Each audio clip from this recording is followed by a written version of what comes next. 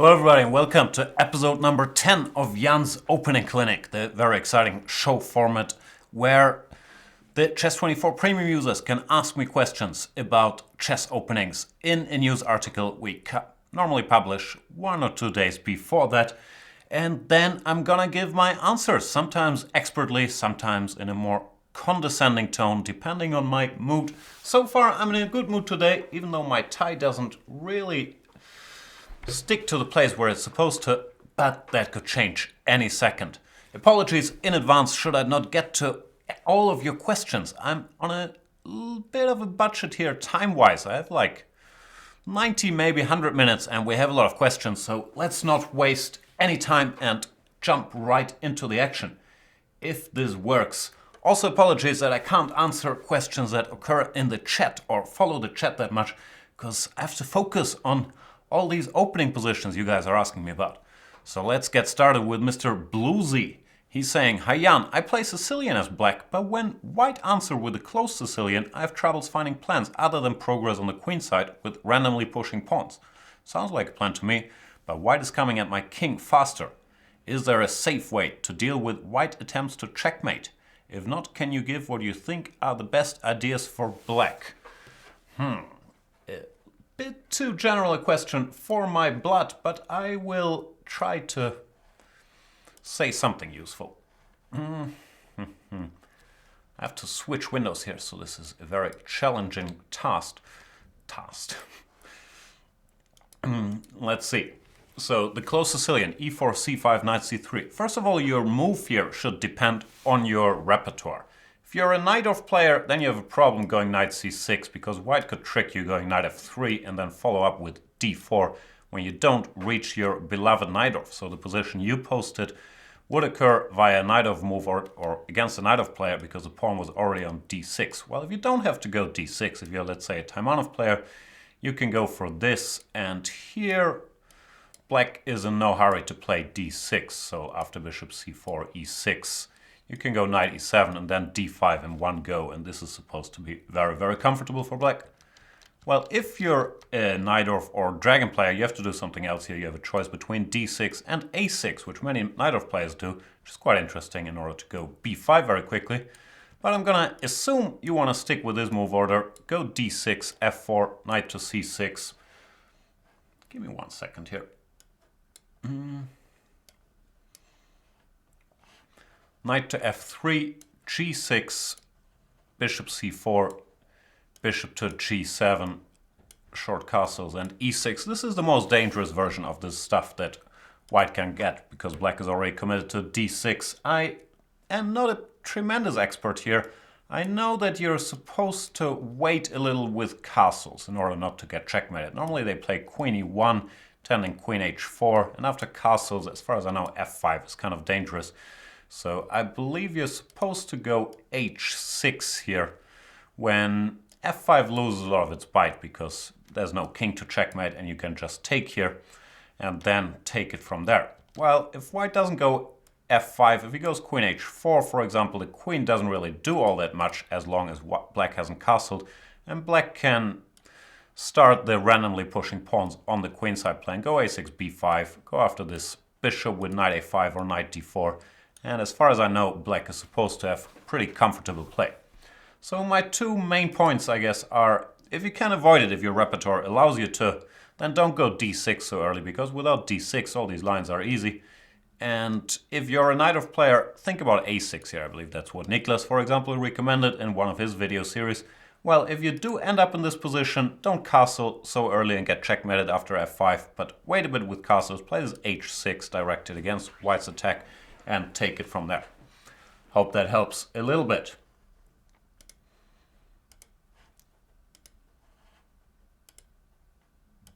Let's get to the next question by Mr. Let's Beast. What's Let's Beast saying? He is saying, "Hey Jan, I saw a lot of the 6h3 variation in the Najdorf at top level. Is it called the Anand variation by now? I don't think it's called the Anand variation, but all the strong guys are using it, so yeah. Call it whatever you like. Could you point out the ideas for white and maybe guess why it is so popular at the moment? Thanks and keep up the good work." Thank you. I can guess, and yeah, I have my theories. The main reason is people don't know what to do against the Najdorf. It's a very good opening, and White's resources are sort of exhausted in many of the lines, or they're stuck in many of the main lines, like bishop e3 and bishop g5 and whatnot. So let's put it on the board. The good old Najdorf.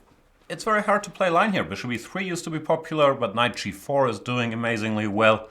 Bishop g5 is a mess, but theoretically black tends to be fine in all the lines as far as I know. Bishop c4 is sort of dead, so there's not that much choice. Some guys play the positional lines with bishop e2 or with g3, but people who want a sharper game, they tend to go for h3 nowadays, preparing g4. And practice has shown that after e6, g4, White is doing pretty well. d5 doesn't fully equalize.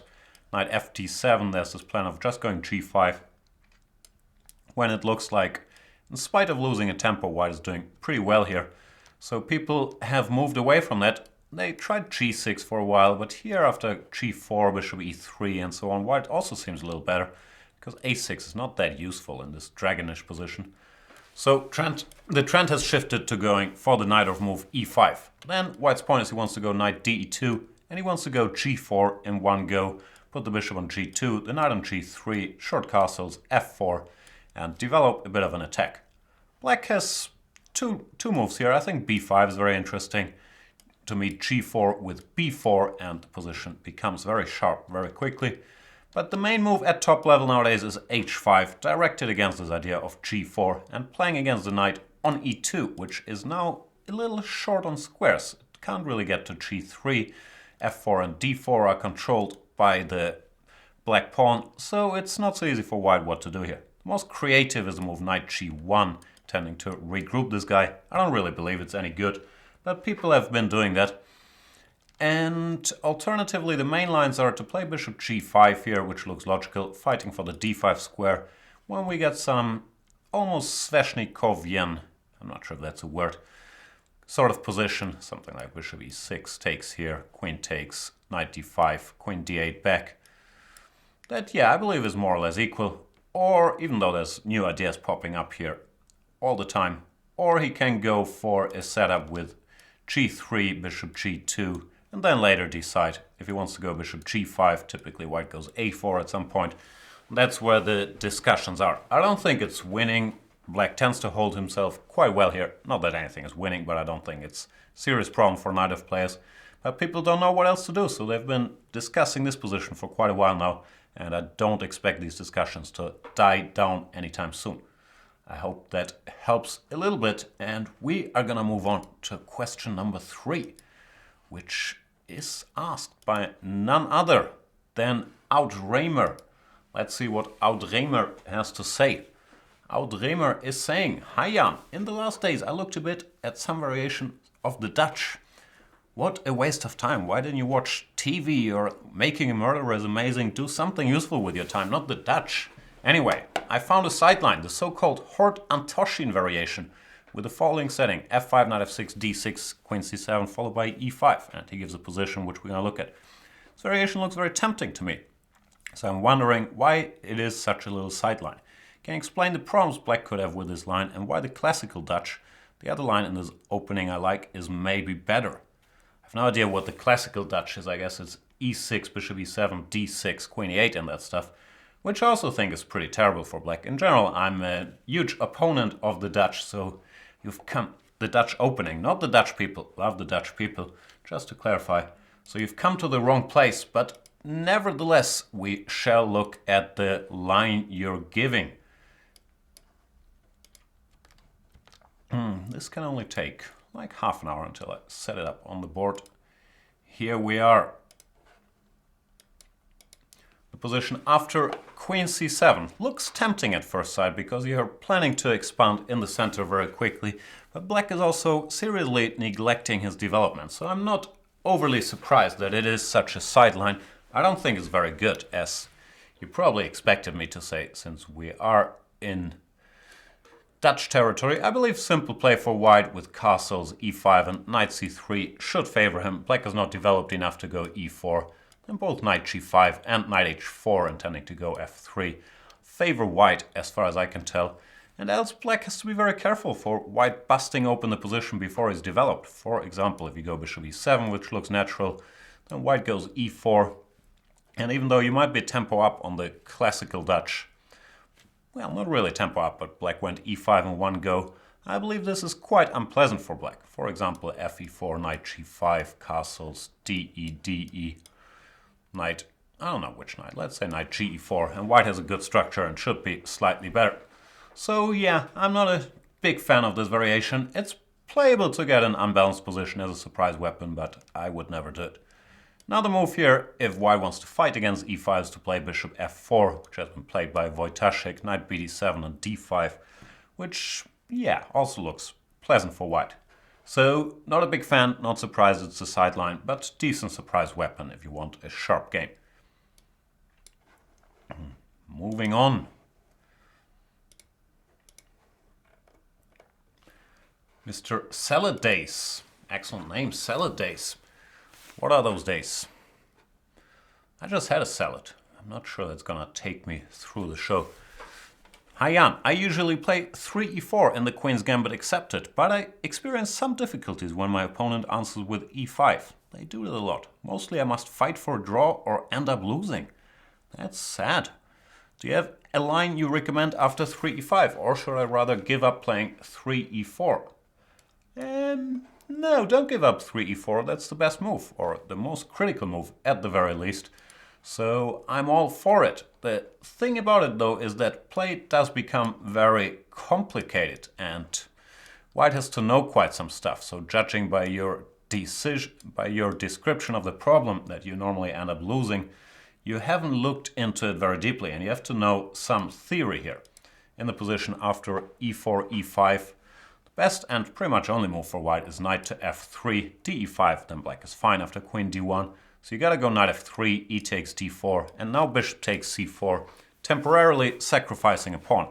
And here there's a tremendous body of theory, but white is supposed to be a little better. The main lines are something like knight c6, short castles, bishop to e6, when white is an interesting choice between three good moves, bishop b5, knight bd2, and bishop takes e6. This is the simplest to play, takes, queen b3, and black's best is queen to d7, when white takes his pawn back, and then slowly tries to exploit the weakness of the light squares. It's not a big advantage for white, but I think it's slightly more pleasant to play. Rook b8, queen a6, and yeah, I think white is slightly better. Knight bd2, queen goes back to d3, quite often b3, and play that type of position. But there's many complicated lines, such as this one. For example, bishop b4 check is a very interesting move, when white can choose between bishop d2 and knight bd2. The problem is it can look scary at first sight because you are a pawn down, but the better prepared you are, the more you will realize that there's problems for black and white gets this pawn back pretty much in all of the lines after a couple moves. So I believe this is the best line for white, but it is also tricky, and especially if you're not so experienced at opening work in sharp positions, it might be easier to play a move like e3 or knight f3, where you're pretty much guaranteed to get your pawn back next move. But I wouldn't give up on it. I'd study up a bit on e4, e5, knight f3, and keep doing it. That's also a note to self, because I'm always too lazy to learn 3 e4, but I should really play it more regularly. I've played it once recently. Hope that helps. What else we got? We got Padawan Owns You. It's a very good username. Padawan Owns You is saying, Hi Jan, in the Queen's Gambit declined exchange variation, some 2400 plus players played the following setup. Long line position after h5. I think it's an interesting try for black to unbalance the position, but I would like to hear your opinion. Thanks a lot. I agree with you, Mr. Padawan. I also noticed I saw Shankland had a game recently, and I thought it was a good way to play for a win.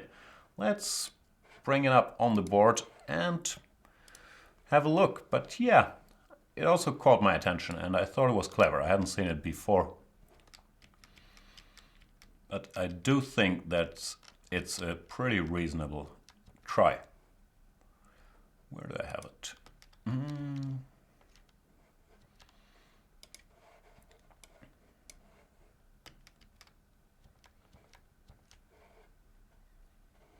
This can only take hours, as usual.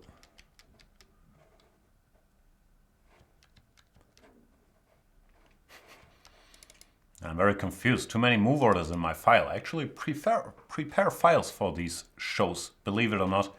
But I can't navigate it. I have no idea where I stored it.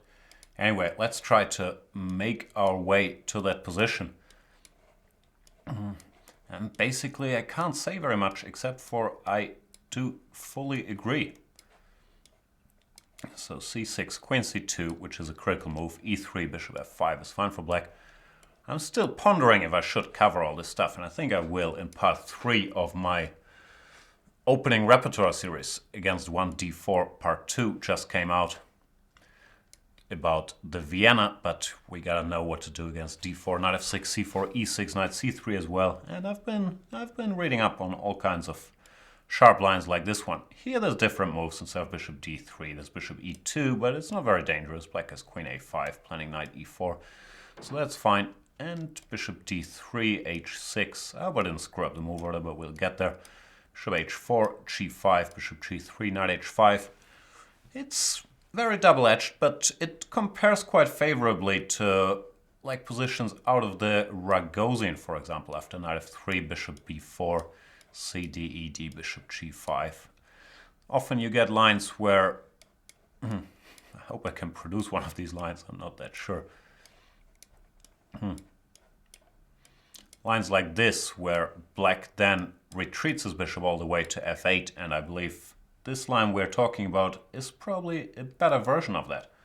So what can I say? I like it. I'm not sure if it's an equalizer, but it certainly leads to a sharp position. f4 I've been looking at is no good because of g5. f3 has recently been tried to avoid this g5, knight h5, but f3 also has its problems. Then black goes bishop d6 and queen b8 or queen c7. So yeah, I think it's a very valid attempt to unbalance the position. There's some sharp lines here. After takes, and h5, which is not forced, but looks reasonable to chase this knight away. White can go e4, and the position becomes very, very sharp. Black has to do some analyzing here. But it strike me as playable, and yeah, I think it's an interesting idea. So yeah, thanks for pointing it out. I basically agree. Let's get to the next. Sorry, as I said, that I'm mainly ignoring the chat in these shows. Yeah, I just gotta get through the questions that have been posted in the comment section. Also, apologies if I can't get to all of them, but I'm working on it. We have CB Einstein, who's not a premium member. He says he will become one today, and his question is about the London system. We'll see if further up he did become a premium member and put his question. Ritvik Radhakrishnan is saying, hello Jan, I usually play the Exchange Queen's Gambit Declined. A lot of interest in the Exchange Queen's Gambit Declined, in which some people play an early c5 instead of playing c6. Is there a way to exploit that? If not, what are the plans and setups White can play with? I never know any plans, I just make moves. For example, after d4, d5, c4, e6, knight c3, knight f6, c, d, ed, bishop g5, bishop e7, e3, castles, bishop d7, bishop d3, knight e7, queen c2, c5. Is the setup with knight g2 the best? Planning an early f3, e4. Also, if black plays h6, what's the best response? Bishop f6, bishop f4, or bishop h4? As usual, the answer is it depends. But to address your problem with c5 a little more directly, let's try to go there. You've given this position, and here White is not really forced to go queen c2 yet. In some lines where black played an earlier c6, the one we've just seen, it makes a lot of sense to go queen c2 directed against bishop f5.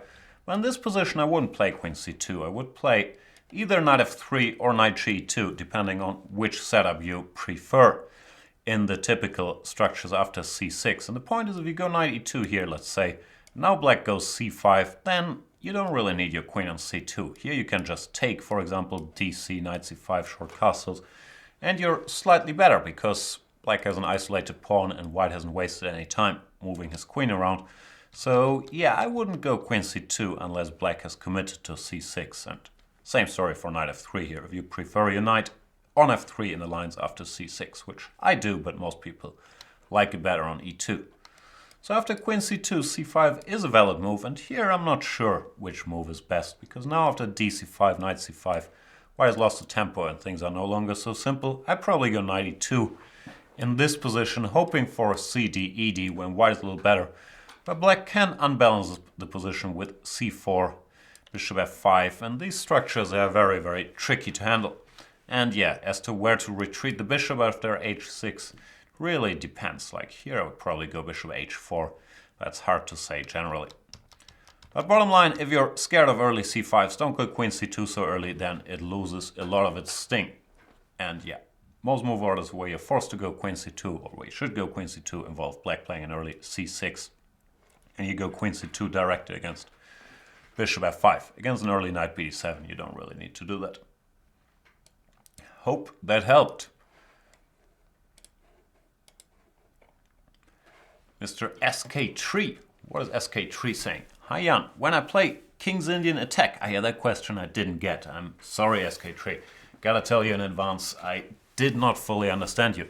When I play King's Indian attack, I know white's plan is to attack on the king side.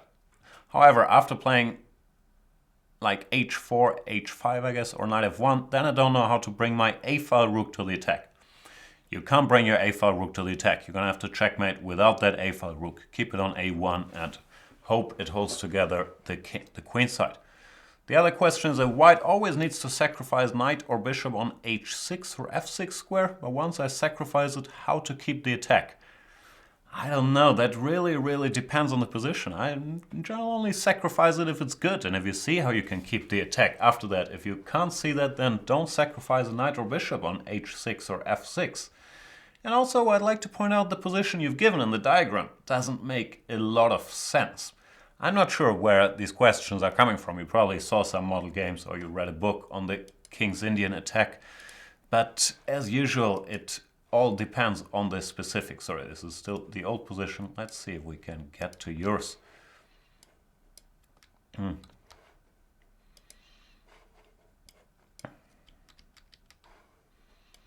My point is, after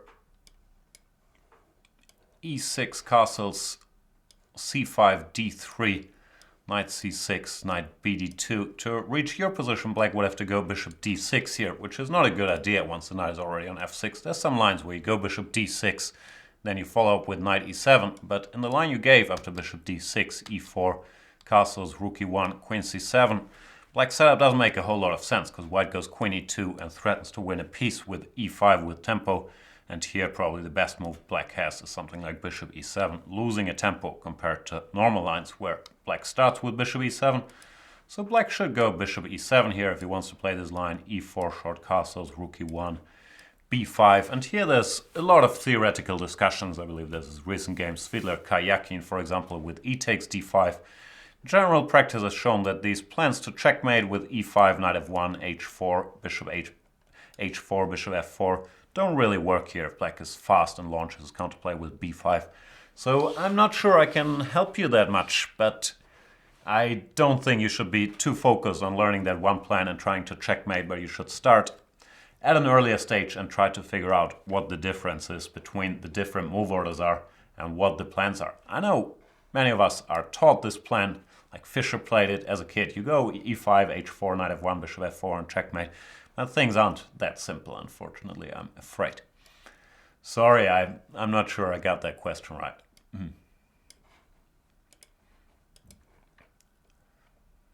Robin Nilsson, 94. I guess that's the date of birth, but you never know. Could be a reminder of the time Germany won the FIFA World Cup, but probably it's not. Hey Jan, I play the Adams attack against the Najdorf. I have no idea what that is either. I'm assuming it's the move H3, since this is what the question is about, but earlier it was called the Anand attack, now the Adams attack. I don't know. But when black players instead go for 5 knight C6, I have some trouble since I don't play the Richter-Rauser. You don't have to play it, you just have to play against it if you play the open Sicilian. What do you think of the move 6H3 here? Is it playable or should I learn to play the Richter-Rauser? Thanks for your answer and your awesome work for chess. Thank you so much. Yeah, I don't think it's very good. I think you should learn the Richter-Rauser, or more specifically, you should learn the move 6 bishop G5, which is a much more critical test. And the reason why most people don't play the Richter-Rauser and play the Najdorf instead. So let's put it on the board. Where do we have the board? The position after d6. h3 is playable, it's not a terrible move. But the problem is, after a6 it's so popular because on this transposition to the dragon lines with g6, a6 not a very useful move. But knight c6 is a tremendously useful move. And here, this dragon with g6, bishop g7, short castles against h3, I believe is a pretty good version for black. And here I'd be happy. I know there's some games, and it has been played by people, but I don't think this is very critical. So yeah, I wouldn't go h3. I'd go, if I was an e4 player, I'd go bishop g5. And here, objectively, black's life is not easy, as I said, which is a reason that Richter-Rauser is not so popular. So have a look at some model games here and go with that one. It's gonna pay off bigger dividends in the long term than going h3 there. Good luck. Do we have more questions? I know we do. Sir Albis is saying, "Hi Jan, I need a good line against 1b3. What is the best line against 1b3? Thank you for your answer and have a good day." Very much to the point. I don't know, it's a matter of taste as usual, but I can give some lines. 1b3 is not a bad move. It's the best of all the non-principled moves like c4, d4, e4, knight f3 and g3 are all mainstream moves. And b3, yeah, I believe comes next. You could argue b3 or knight c3, but it makes sense. You want to put the bishop on the long diagonal, so it's not silly. There's a couple systems that I consider to be sound for black. One I think which is quite easy is to go d5, bishop b2 and bishop f5. And then just follow up with e6, knight f6, bishop e7, short castles. See what happens. That's very playable without having to know a lot of theory. The main line and arguably the most critical is e5, bishop b2, knight c6, e3. While he's trying to go bishop b5 quickly to put pressure on the black e-pawn. And here the trendy move that people play is knight f6, bishop b5. And the strange looking move bishop to d6. Just defending this pawn. Preparing to go castle, rook e8, and a6. And play this position, which is roughly equal. I also have a bit of a soft spot for the line with d5, bishop b5, bishop d6, but this leads to much sharper play after f4, for example, or even after knight f3. So the easiest choice is to go for this knight f6, bishop d6 stuff if you want to go e5. Else the other line I mentioned with d5, bishop f5, I think is playable with knowing very little. And yeah, b3 doesn't happen that often, so no reason to stress about it, but it's not a terrible move.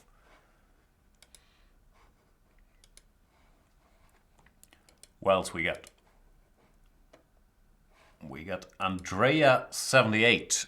Very happy to know Jan will comment on Tata Steel. Yeah, I'm happy too. It's starting day after tomorrow. I'm gonna do the first 2 rounds with Fiona, then I'll be out for 3 days, but Lawrence Trent is here, and then I'm gonna return with our boy Peter Svidler, who's coming to town for the second half of the tournament, starting from round 6. So yeah, very much looking forward to it. Hope it works out.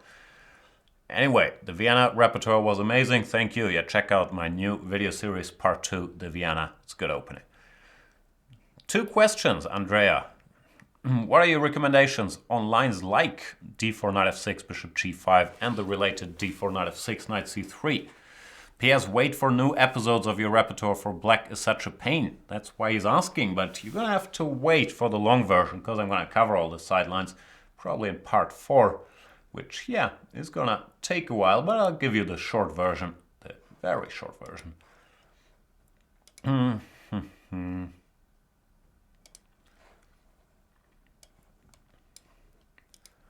2 quick points.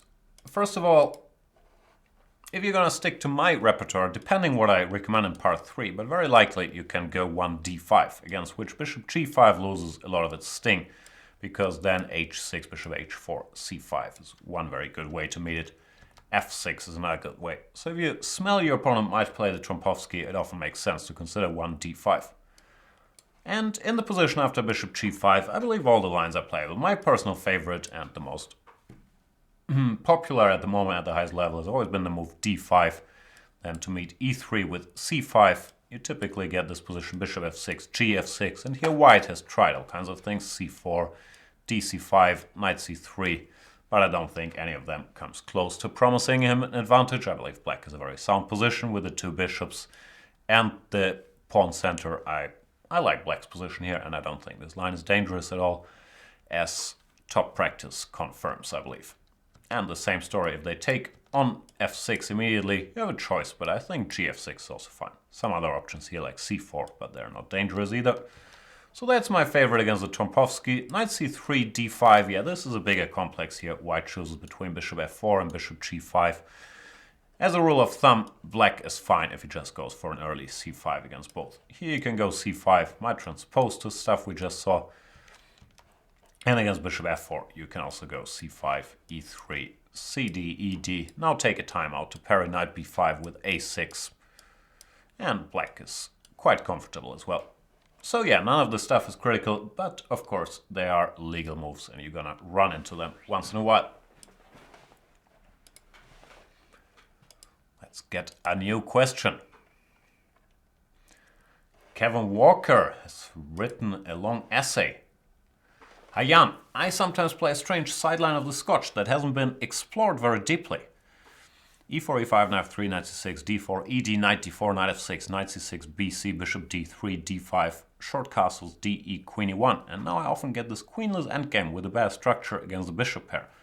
For example, okay, we're gonna get to that position. I know that the evaluation has to be around equal and that you as an e5 player who also considers the Scotch harmless would prefer black. I agree with the second part, not with the first part, but I would still like to ask what white should do in this position. Which pawn setup might be favorable? Should I get rid of the rooks? No, you should not. Chess is concrete and general advice sometimes is impossible, but maybe you could try.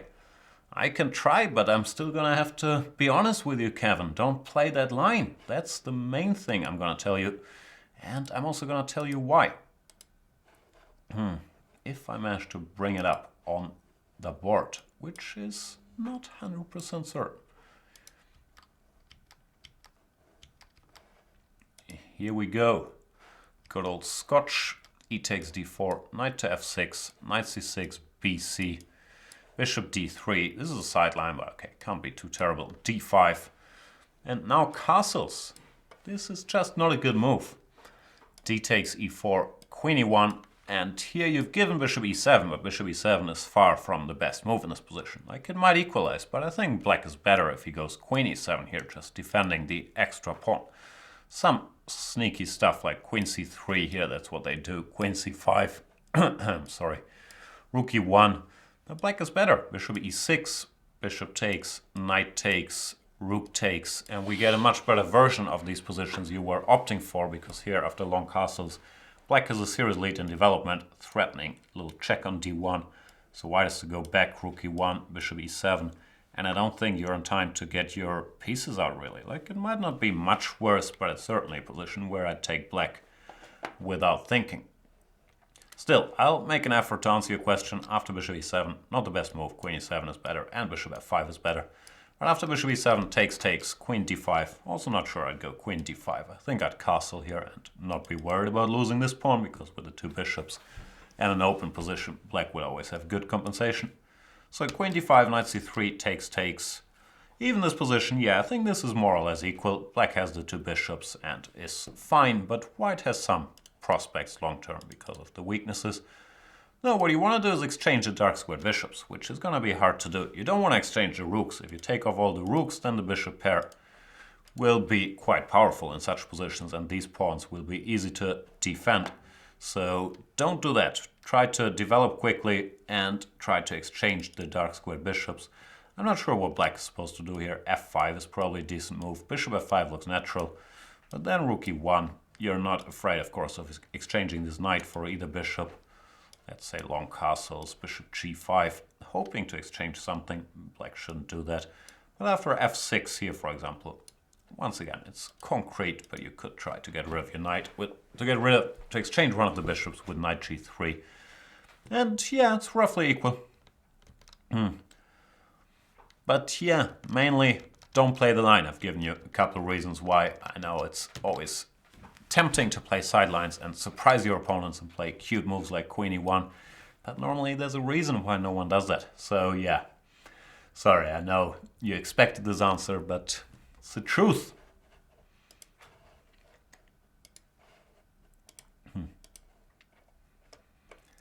Germaniculus. Or German Iculus, I don't know. Hi Jan, love your work and dry humor. Thank you so much. I learned a lot from your video series and I really think you've changed my playing style from aggressive to more classical. That's what I do, I make people dull. I wonder, however, why you don't publish ebooks, just like, for example, Van Kempen or Niklas. Mainly laziness, but now I got some time on my hands and yeah, we might publish some of the notes on the D4 series and see what we can get. So yeah, it could come, but I tend to promise way too much, so I'm not going to give you a timeline, but I have it in mind. I assume you don't like when a Dutchman appears more diligent than a German. No, Robin is way more diligent than me. No competition. My question about openings is this. There are many I just answered this, right? There are many possibilities against the Trompowsky, but since it isn't played that much, I have some trouble against it, and I haven't settled for a line. What line do you recommend for black, and is there a book or series to learn about it? Like I said, I like the line with knight f6, d5, which I just talked about. Series not yet. I'm going to cover all this stuff in part 4 of my video series. I'm guessing, but I don't know off the top of my head, that it has been covered in some other series. Maybe by... I honestly don't know. I'd have to look it up. But yeah, I like this knight f6, d5. And book-wise, I believe Avro wrote a book on meeting the d4 sidelines, which I'm going to have to study before I come to my video series on all these sidelines. But in general, Avro is very reliable, so whatever he does, I'm not sure what he recommends, but tends to be very reliable. Let's get the next question. Ah, no, that's not a question, but I should still address it. Did I jump over something? Looks like I missed something. Oh no, maybe the earlier question was deleted. I don't know. Don't want to let you down and overlook your questions. No, things like where. Okay, so where was I? As you can see, I can scroll through all the chat here. It's very exciting. Yeah, looks like the earlier question disappeared. But concerning my video series in the Nimzo-Indian, there were some mistakes in the 4b6 video, which I've addressed in many shows, but I can't expect everyone to watch the shows. So I've just updated it and I've uploaded a new video on the 4 Queen C2 b6. Check it out if you wanna see it. Go to wherever it is, Learn Video Series, a wide repertoire against the Nimzo-Indian, and I've uploaded a new chapter on 4b6 addressing that problem, because yeah, I don't know what happened in that original video. I must have been in a hurry, let's put it. And yeah, my b6 work wasn't very good, but it has become a little more popular. Morozevich has had some games, so I've updated it. I'm now recommending the move 6d5 in this line, and yeah, check it out. Mr. C24 is, I guess he's answering an earlier question. We will get to Abraham Payton. Hi Jan, question from Benko Benoni players who often encounter d4, knight f6, knight f3, c5, c4, cd, knight d4. Yeah, that's one of my main workhorses, this position for white. What system should black use? I remember you discourage using the Vaganyan Gambit from previous videos. Now I encourage it. Give me that free pawn. But yeah, I don't think it's very good. But I'm wondering if you favor the system proposed by GM Huschenbeet, which certainly seems solid and established, or the one proposed by GM Svidler, which seems so respectful. He's always writing down the GM. I suppose I'm drawn towards GM Svidler's Grunfeld-like approach myself. But is it sound? Have you gotten a chance to review his ideas against bishop f4? I must admit I haven't prepared very much to answer your question, but I do know what you're talking about. And I'm with Niklas on this one. Mainly for stylistic reasons. Because yeah, I'm not much of a Grunfeld guy, and I'm not that motivated normally to put my... Not sure under which move order I have this stuff, but it doesn't really matter. Let's go with this one. I'm not that motivated to get my bishop to g7 normally, so Svidler's line is a bit more experimental, and I think you might catch some opponents off guard. But after bishop f4, bishop g7. I think there were some crazy lines with knight db5 that ended in some endgame where I don't know how it went. I don't know, d6 b5, I think. They ended in some endgame in Svidler's analysis, if I recall correctly, where black was a pawn down and had some activity. I think it's a practical, very good try, because no one's going to be able to navigate all this stuff over the board, and the alternatives are harmless.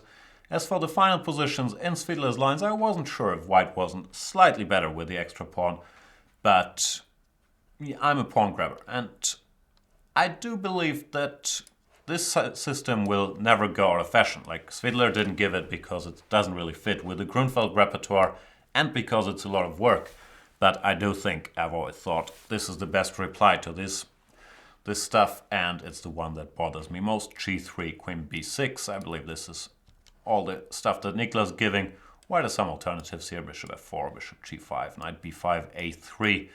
So yeah, it's a bit of work, but it's the best system and the one that white players, or me at least, are most afraid of when entering this line. So I would certainly go for this. What else we got? Mr. Blunderbishop. Blunderbishop is saying, hello Jan. It's multilingual. When facing the French defense with white, the following variation often causes headaches to me. e4, e6, d4, d5, knight c3, knight f6, bishop g5, de4, knight e4, bishop e7, bishop f6, bishop f6, knight f3, castles, queen d2, b6. The future black bishop on b7. The black queenside play after I castle long is difficult for me to handle. Is the kingside attack the right path for white? And if yes, what would be good moves to launch it? Thanks and kind regards, Marco. Yeah, I don't really have a clue, Marco. I'm not much of an e4 guy, and I've never played the French or looked at it much, so it's really not my territory. The first thing I have to say is, if these positions bother you, you have a very valid alternative in going e5 and getting a more French structure, which nowadays is more popular than bishop g5, because bishop g5 gives black a choice between many interesting lines, bishop b4, bishop e7, and the de4 you mentioned. And after knight e4, bishop e7, bishop f6, there's also gf6, which I always thought was a very reasonable move positionally.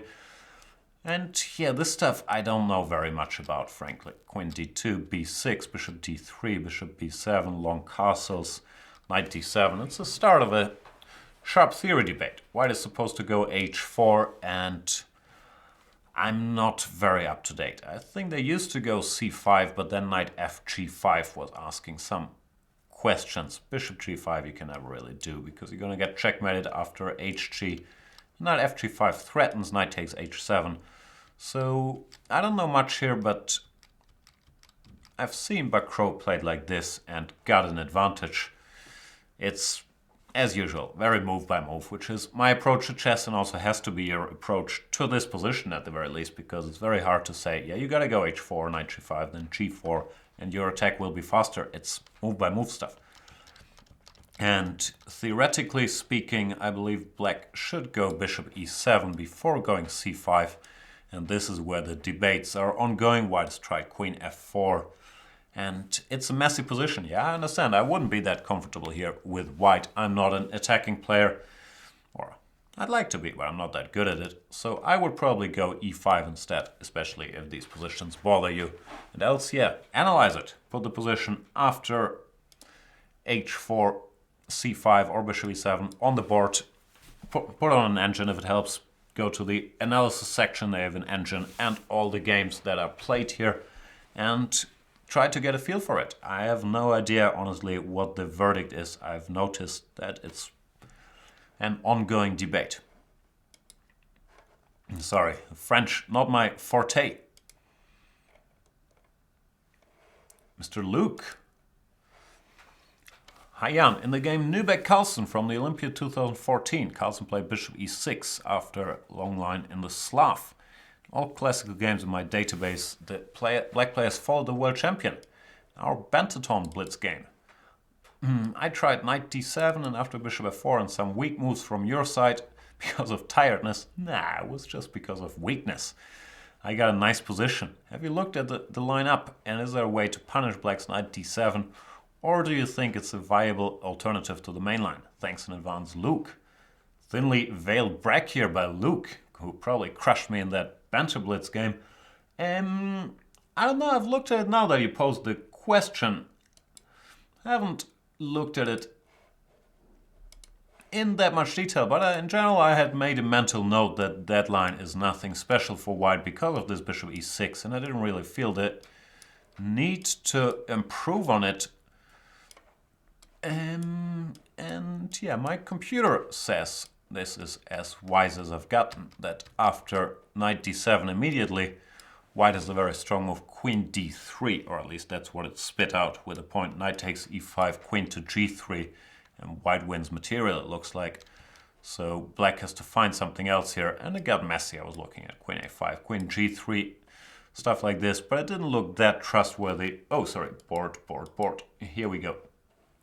That happens like twice per show, so the first one, you shall forgive me. So it's this position, and here, after d5, bishop e6 is the equalizer, or at least that's what I thought when after queen d3, black goes knight g4, and after the exchange of queens later, it tends to be fine.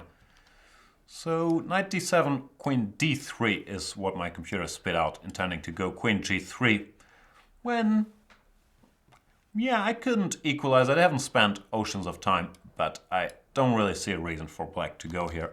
Even though queen d3 is a tough move to find, I think bishop e6 is a better move. And yeah, don't rely on everybody playing as weakly and as tiredly as I did in the Banter Blitz. So I believe bishop e6 is very sound. No reason to innovate there.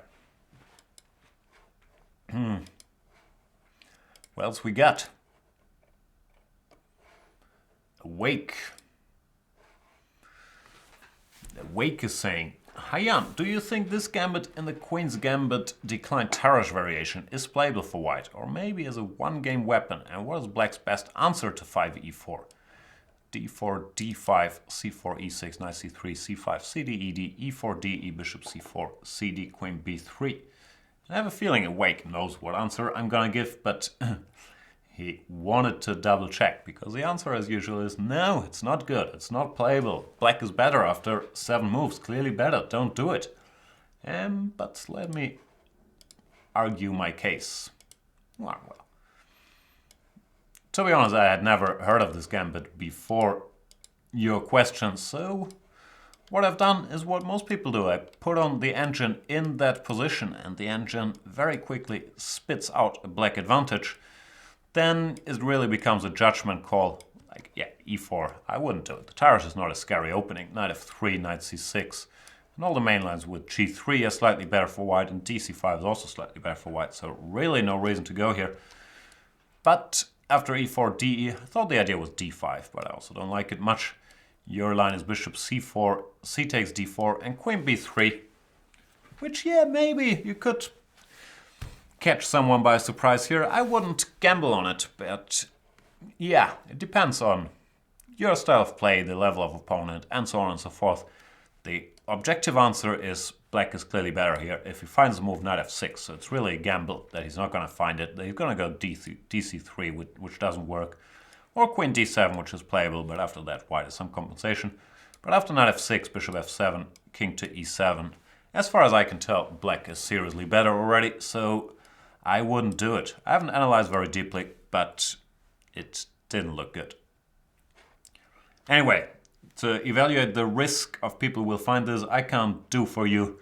I wouldn't do it, but I'm not such a big bluffer in the opening. I like to have a half bluff where black plays the right moves, I'm still equal or in the game, and here the price seems too high to me to enter this, because I think this position is close to losing for white, so nah, I wouldn't do it.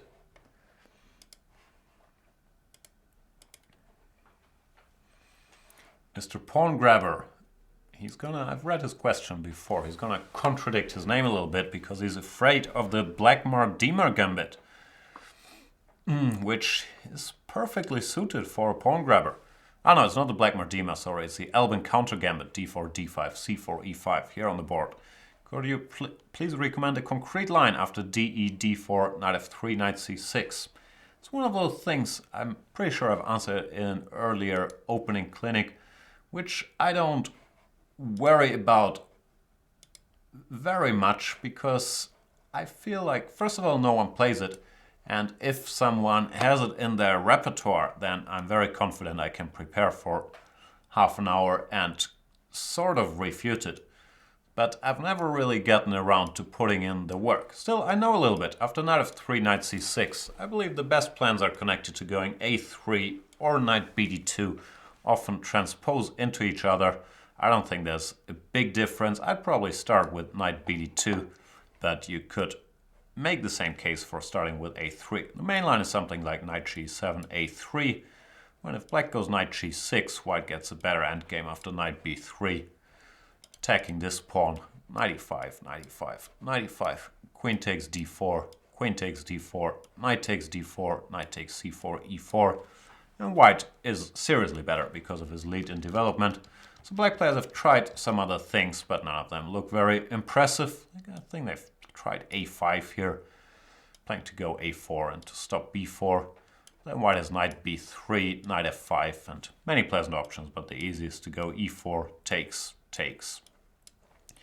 Take here with the pawn up, even though it's doubled, it's a much better endgame for white.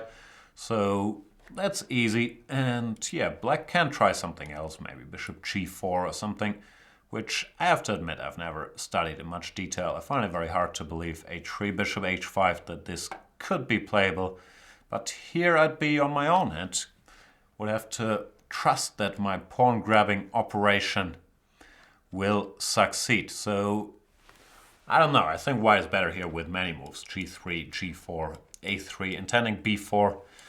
But yeah, that's always, there is a risk that black gets some counterplay. I just don't think it's enough, and he's normally not in time. In the Blackmar, whatever it's called, the Albin's counter gambit, it's not that terrible, but I don't believe in it. And if you're really scared of it, you can always go Knight F3, stopping E5, and then after Knight C6, if they insist on it, C4, E5. You can go Knight takes E5, which is seriously better for white as well. So yeah, I'm torn. I don't respect it, and well, I respect it, but I think I'd be able to prepare for it, and if I was really scared of it, I'd go 1 or 2 Knight F3 to just avoid it. Not sure that's very sound logic, but that's where I'm at normally with these like half sound openings. If they would annoy me in a practical game and my opponent could do it and I haven't had time to look at it, then I tend to avoid them with the move order. And yeah, if I have time to prepare, then I try to refute them, which with the Albins should be possible. And all the lines I've given, I think, are better for white. And what else we got?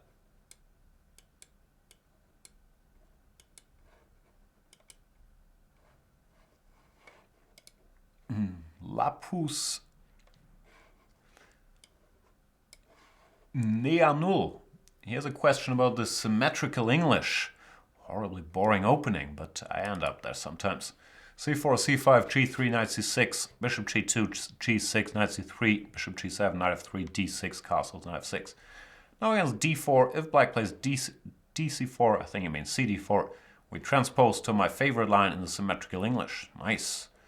However, white has the option, black has the option of playing castles, transposing to a Yugoslav King's Indian, which I'd rather avoid for now. That's a very strange reason to avoid D4, because first of all, no one's gonna do that, and secondly, it's quite pleasant for white. Anyway, let me try to bring it up. There's a later question about A3, Bishop F5, D3, Queen D7, which I will address as well. Symmetrical English. One of these lines, which, yeah, I don't think are scary, but I never feel like I really understand them. Here we go. Knight F3, D6, castles. Yeah, I've played the system with Bishop F5 immediately here, which leads to similar positions, not allowing D4. Well, after Knight F6, I would go D4 in an instant, and after castles, you have a pleasant choice. You can go for the Yugoslav attack main lines with D5, but if you're scared of them and you're more of a positional grinder, you can also go DC5, DC5, Bishop E3, which is not that easy for black. Not that obvious how you equalize here. Bishop E6, Queen A4, and I believe white can put a little pressure. So I think this should be right up your wheelhouse, and really no reason to avoid this move order. But to answer the question, a3, castles, rook b1, bishop f5, d3, queen d7. Queen d7. My feeling is always if black manages to exchange these bishops, then black is fine. So white has to go rook e1 here, bishop h3, bishop h1, and these positions aren't so easy here. I sometimes end up with, in my move order, with an earlier bishop f5. While the computer gives equality here or says black is fine, I find them a little easier to play for white. So I would certainly do that and then go for the usual business with b4 and so on the queen side.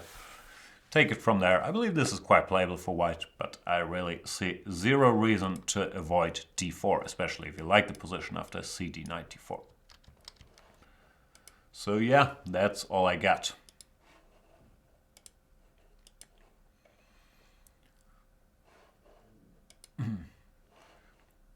Champ24, not a premium member, but good username. The picture of yours reminds me of the Joker in The Dark Knight. Oh, that's very odd. I have no idea how you would come to that conclusion. Certainly not a picture of the movie with my head photoshopped on the Joker's body at all. No, I'm lying. That's exactly what it is. But yeah, thanks for chiming in, Champ24. Schachfreak1999 is saying, hey Jan, first of all, thanks for these very instructive shows. You're very welcome. I've learned a lot from this format. Glad to hear that. For my next game, I need to know what I should play. Don't we all? Can you please help me by giving a bit theory and also name the plans of this recommendation?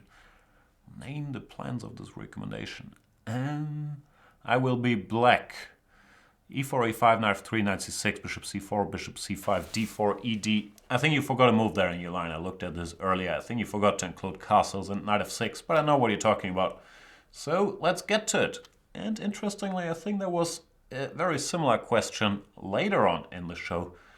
So people worry a lot about whatever it's called. I think it's the Max Lange attack, but I'm bad with names of all this Italian stuff, so I could be wrong about that. That's still the old line. Let's go here. So, couple points. Bishop c4, bishop c5. The normal move order to get this is castle, knight f6, and d4, which I think you forgot to include, but I think this is what you mean. First of all, I wouldn't enter it. I wouldn't go ed4 here. I would go bishop takes d4, bishop takes, knight takes, f4, d6, which is another line that is sometimes played, but which I think is fine for black, f, e, d, e. Main line is bishop g5, and here many moves are fine. Bishop e6 is fine. Even knight e6 is... No, not knight e6. Bishop e6 is fine, and I like the move queen e7, hinting at queen c5 stuff. Knight a3, and once again there's many good moves. I quite like the move because it looks so weird. Rook g8 here. This is a computer move, preparing for bishop f6 and some potential counterplay on the g file, for example, after c3, knight e6. So that's what I would do, but I do want to answer your question.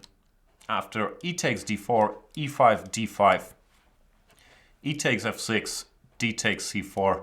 First of all, the line you're giving is not very critical. The critical test, and I think we have a question about that later, is f g7, rook g8, bishop g5. When, yeah, this could more or less transpose, but this stuff is a little dangerous for black. Here I don't know how to equalize, hence I would avoid it.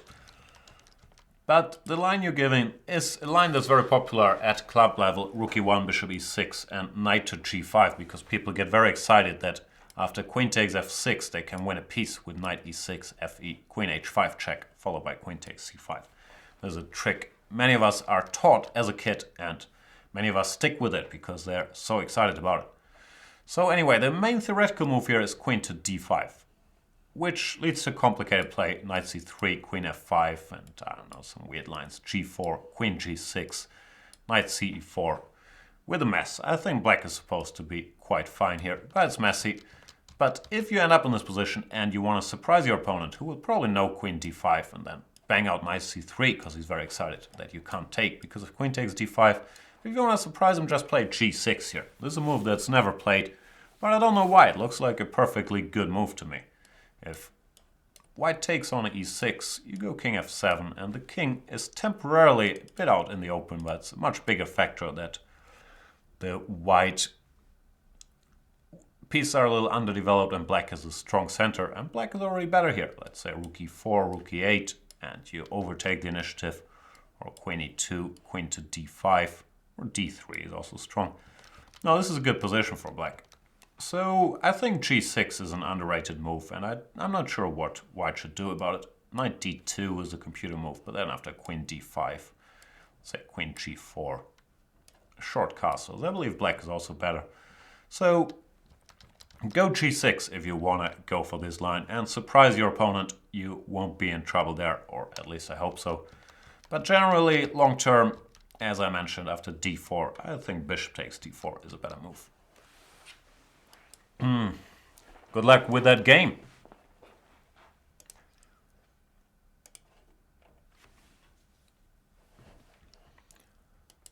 We get Spills. Spills. What is Spills saying? Hey Jan, my question is about the Queen's Indian position, d4, knight f6, c4, e6, knight f3, b6, a3, bishop b7, knight c3, g6. Wondering what you think of this line for black. Dynamic winning attempt or garbage? It's a thin line between these two. Ever played either side of this position? Thank you for your thoughts. And for a fun new movie, I recommend Hateful Eight. Yeah, I got tickets. When Svidler is going to come to town, I'm going to go with him. I'm going to have to wait a bit. We're going on the 29th to see it in English on 70mm. Excited about that one, but yeah, I'm going to have to wait a bit. I like Tarantino, so excited about that. As for the line, I'm not sure. I'm a little torn, as I said, between and yeah, that's a valid winning attempt, which is often the case, because in order for it to be a valid winning attempt with black, you have to, or you don't always have to, but often you have to go into territory and to unbalance it, or you can. Like, normally I advise to stick to the main lines, blah, blah, blah. But yeah, this move g6, well, the main move here is d5, and with very good reason. And I think d5 is also a fairly valid winning attempt, actually, because the positions after cd, knight d5 are quite unbalanced, and you can outplay your opponent there. So I would probably stick to that. For g6, I've had it once, and I thought I was extra clever here when I played queen d3, preparing e4 and not allowing bishop takes f3, bishop g7, e4, and yeah, then I did whatever, bishop e2, I had to retreat the queen to c2, and I was slightly better, but I looked at it afterwards and I came to the conclusion that bishop f3 is not really a threat here, so you can start with queen c2, and if they go bishop g7, e4, white has saved the tempo and is obviously better.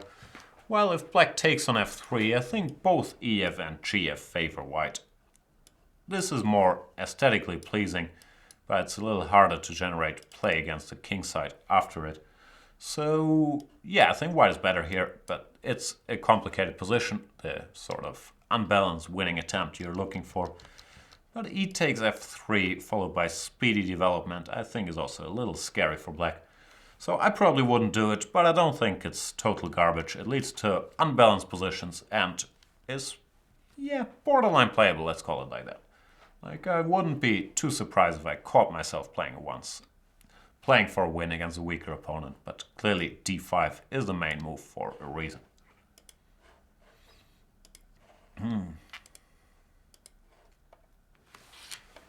What else we got? Mr. Fabi. Mr. Fabi is saying...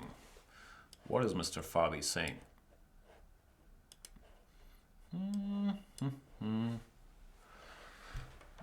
Hi Jan, my question is about the Ruy Lopez, in which white plays c3 and d4 without a previous h3. See diagram. I'm familiar with that one.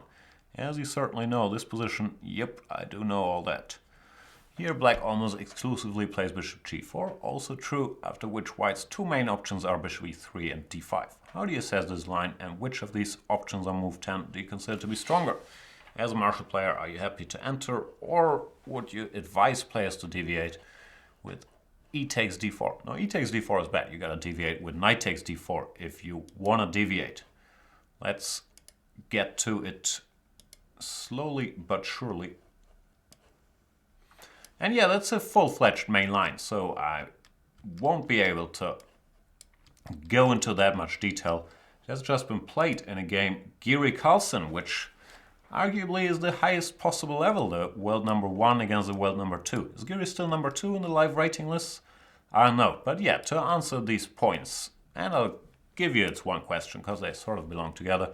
After d4, d6 is fine transposing.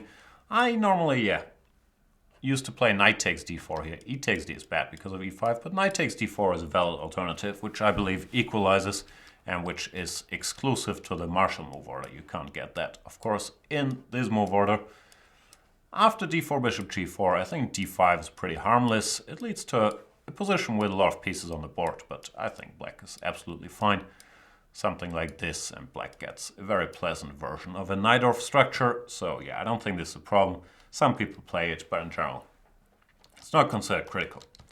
Bishop e3, however, is a very different story. Bishop e3 is a full-fledged mainline and a serious attempt at an opening advantage, so I certainly consider this the more critical move. There's many lines here. Bishop h5, e takes d4. The main line is something like knight a5. Oh no, sorry. First takes, knight a5, bishop c2, and here either c5 or knight c4. Knight c4 is what Carlsen played. I always considered this to be the best line for black, but it leads to a very sharp, unbalanced play where white has very fair chances for an opening advantage. After b3, knight b6, there's different plans available. Knight bd2 or a4. So yeah, this is a critical line, and I believe black is okay, but as mentioned, I normally avoid it with my Marshall move order, and then after castles d4, go knight takes d4, which is a lot of theory as well, but I think it's fine.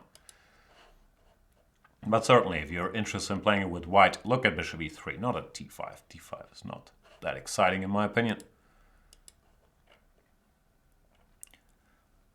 Fred Eddy, or Fradedi, not sure how to pronounce that one, is saying, "Hi Jan, as an addition to my usual d4 stuff, I have recently added the double fianchetto reti. After knight f3, c5, I play b3. Alright.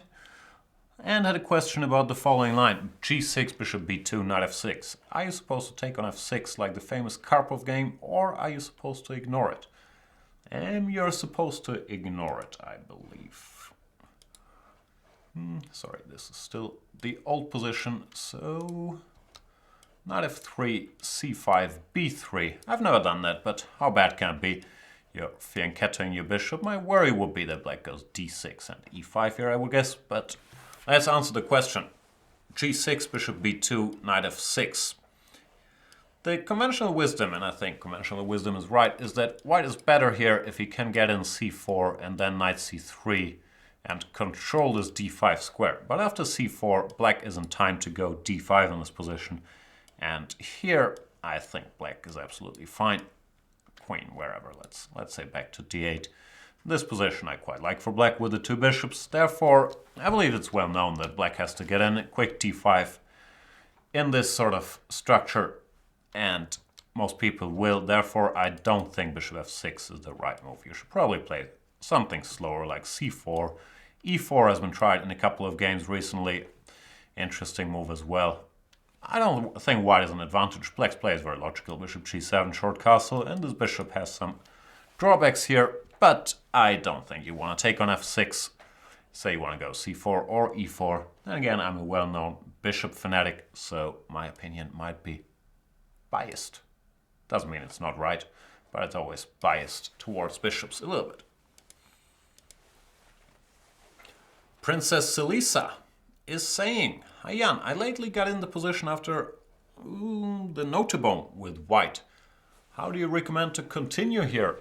And what are the plans? Is there perhaps something to avoid this variation after dc4 and get better play? Thank you."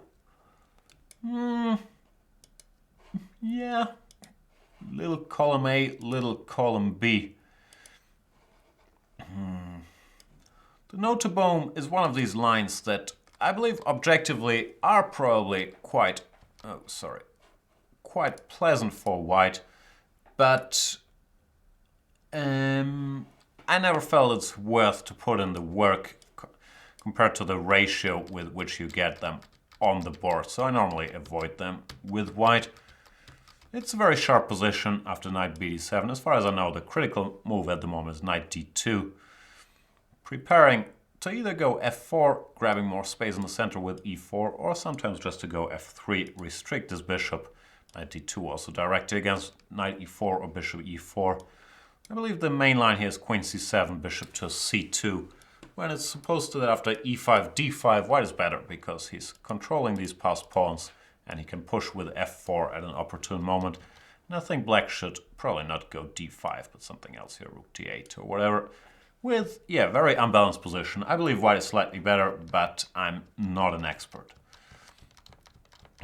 So yeah, with white, I normally find one way or another to avoid this. One sharp way to avoid this is to go knight c3, c6, e4, so-called martial whatever attack, which is quite dangerous for black. Sometimes I'll do this. Another way to avoid this, which is more positional, is knight f3, c6, queen c2, just defending the pawn and intending to follow up with bishop g5. I think this is playable. But while I'm talking about it, this very week Sopiko Guramishvili was here in Hamburg in our studio and was recording a video series on this very position, on the triangle with knight f c6, e6, and on the Noteboom. So you might want to check out her series once it comes out there. You're going to get a lot more detail. As for me, I believe knight c3. I believe white is supposed to be a little better after d takes c4. But I never felt it was worth the effort to learn it, because I can go queen c2 with very little effort and get a perfectly playable position, while knight c3, d4 is just not common enough for me to go there. But I believe, yeah, what I've told you earlier, that these lines are very sharp but slightly better for white. I haven't seen Sopiko's video series yet. She might argue something else and maybe convince me, because as I said, I'm not an expert. Check out her series.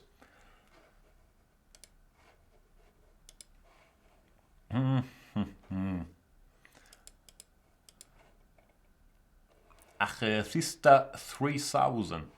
I don't know why I mispronounced both 3000 and Achethista, but that's what happened. Anyway, he's a FIDE master who's saying, I've recently been experiencing some problems against the Stonewall Dutch. Which line do you think is the best against it? Thanks in advance. As usual, I think avoid it. I don't want to allow them to play any opening, really.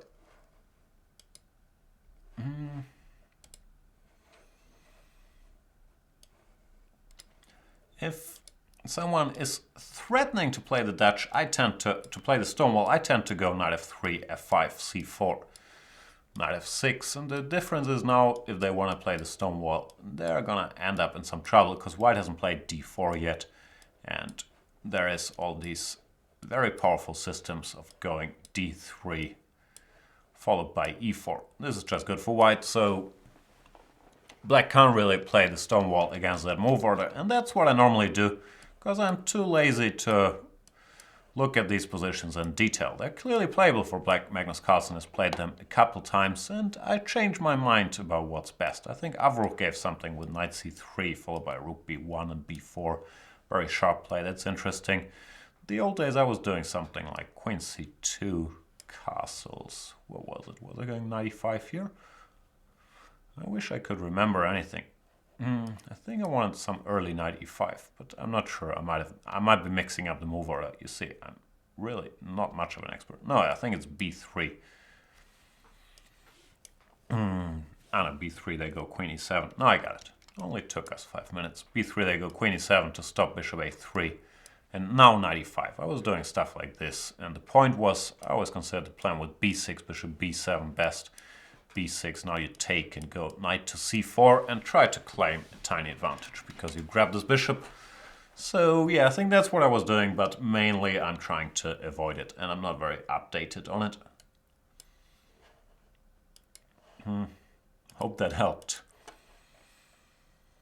Lord Flashheart. What's he saying?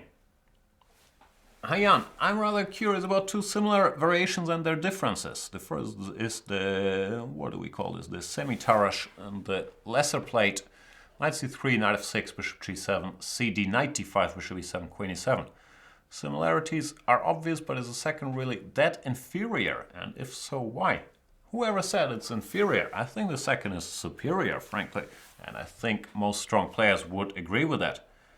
The reason that many strong players play the first variation and not the second is that you don't get the second variation very often because it's a bunch of sidelines that white has to play in order to get there. But let me get a board to explain myself. So d4, d5, c4, e6, knight c3, knight f6, which, as I said, is a favorite to feature in part 3 of my video series in the repertoire against d4. cd5, here knight d5 is playable. I might have done it myself once or twice, but it's a little shaky, and if I did this for the series, I'd certainly go ed5. Here, after e4, knight c3, bc, c5, white can get the main line of the semi-tarash with knight f3, which is slightly better for white, but black has good chances of defending. Or he could play a different move like rook b1 or even a3 directly against bishop b4 check, with chances for an advantage. And if they go bishop g5, which repertoire-wise, yeah, is a bit of a problem for me, bishop e7, bishop g5, first of all, not the most popular move in this position. Here, 90% of white players would play e3, transposing to whatever normal line of the queen's gambit declines out of the castles, h6 and so on. When cd5, I would certainly go knight takes d5 here, if given the chance. One second. Here we go. Because, in general, this should ease black's defense. Bishop takes e7, queen takes e7. I think my little board here just froze, not sure why. It's not accepting any more moves from me, which is sad. I might have to restart it because else we have to go all blindfold. But anyway, I think this is fine for black, and you can certainly play it while I'm quietly switching to full screen here, hoping no one notices, and I'm trying to restart my little software, which I might have asked too much of. Poor software.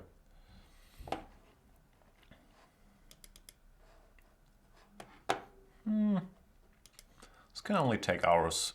You're used to the drill. How much time do we have, by the way? There's still some time. There is still a little time. Are we there? We're almost there. Here we are. Knight c3, knight f6, bishop g5, bishop e7. I once had a game with something like e3, castles. Maybe I played h6 first and now cd5. And here I was extremely happy to go knight takes d5 because white had already committed to e3 as well. The immediate cd5, it's a little more challenging. And yeah, it's a closer choice between knight d5 and ed5. But I believe this is fine for black.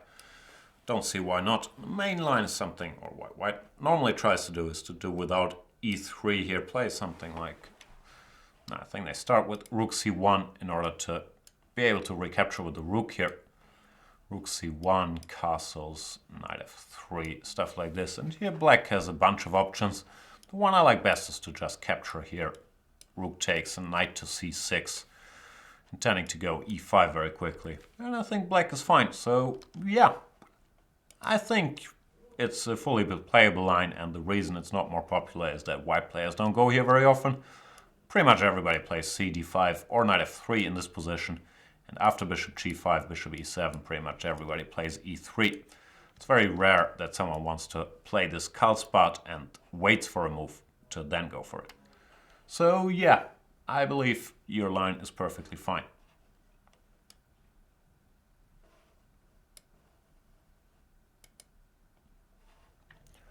What else do we have?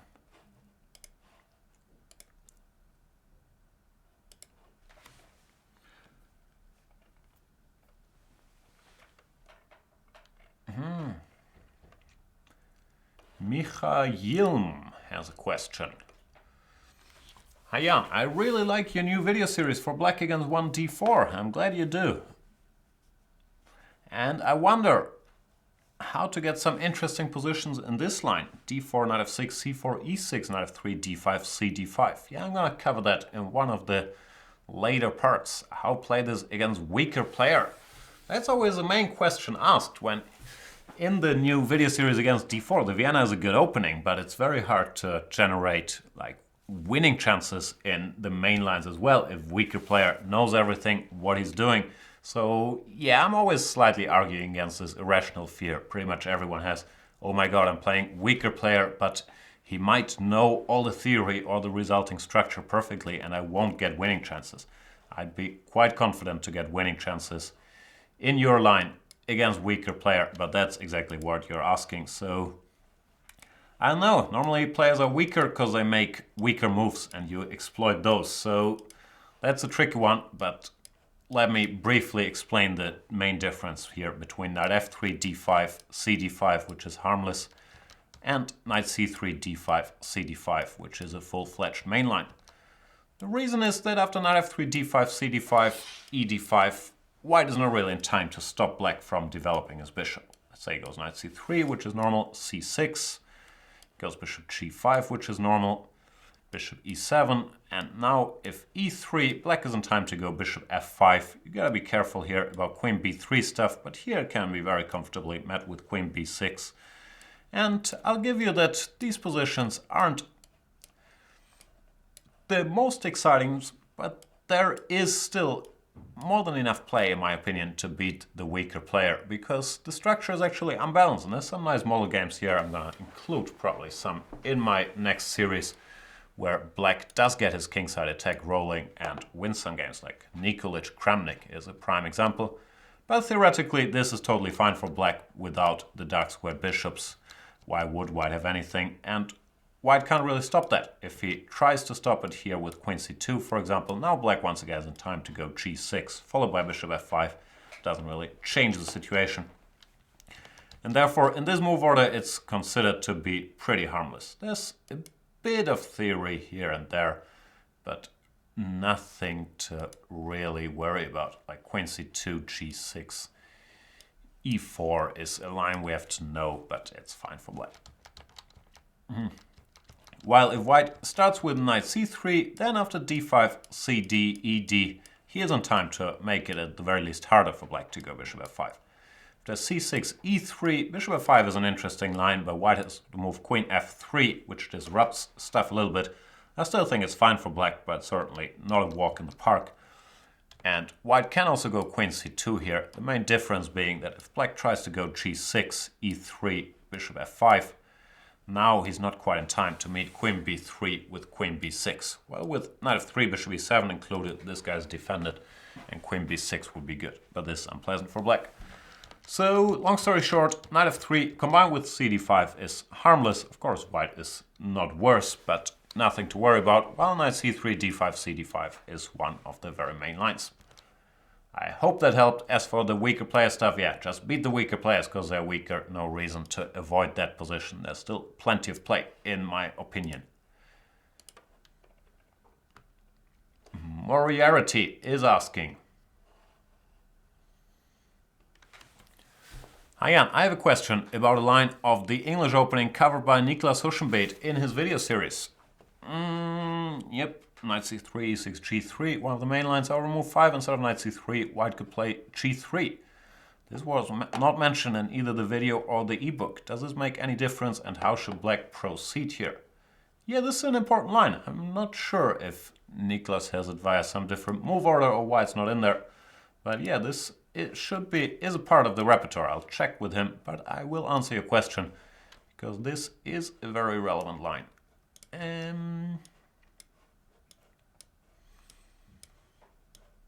Good news is I know the answer. Not sure if this is the move order, but yeah. As you mentioned, knight c3, e6, followed by g3, queen b6, we talked about earlier, is fine. And g3 would be nice for white if black had to play e6, bishop g2, queen b6. Here there's some extra options, like knight b5, where bishop g2 is more useful than knight c3. The problem with g3 is supposed to be the move e5. This has been the understanding since, I believe, the game Kramnik-Grischuk, where Grischuk had prepared this for the candidates tournament a couple of years ago. And here I think black is okay. It leads to sharp play, and you have to do some work here. e5, knight b5, bishop b4 check. And one point is that bishop d2 can be met with a6, and white is not in time to go knight d6 check. So it leads to messy positions like this one. There's a recent game, fianchetto maybe, some stuff like this, queen a5 check, knight d2, knight e4, which is a mess, but black is supposed to be alright here. And if white doesn't go knight bishop d2, but let's say knight c3, then black is in time to go d5, with some games and stuff like this as well. But it's all considered to be fairly harmless. Same can be said about knight c3, when I wish I could remember the move order. I think you're supposed to castle and after a3 to take and go d6. And black was mobilizing very, very quickly with bishop e6, attacking this pawn and then following up with d5. I'm not sure if I messed up the move order here. Maybe you're supposed to start with d6. Now I think about it, I think you're actually supposed to start with d6. But long story short, the key difference is after g3, e5 is supposed to be a good move, while after knight c3, e5 is supposed to be a bad move, because here after knight db5 you don't have this bishop b4 check play. And yeah, that's important, so check that line out.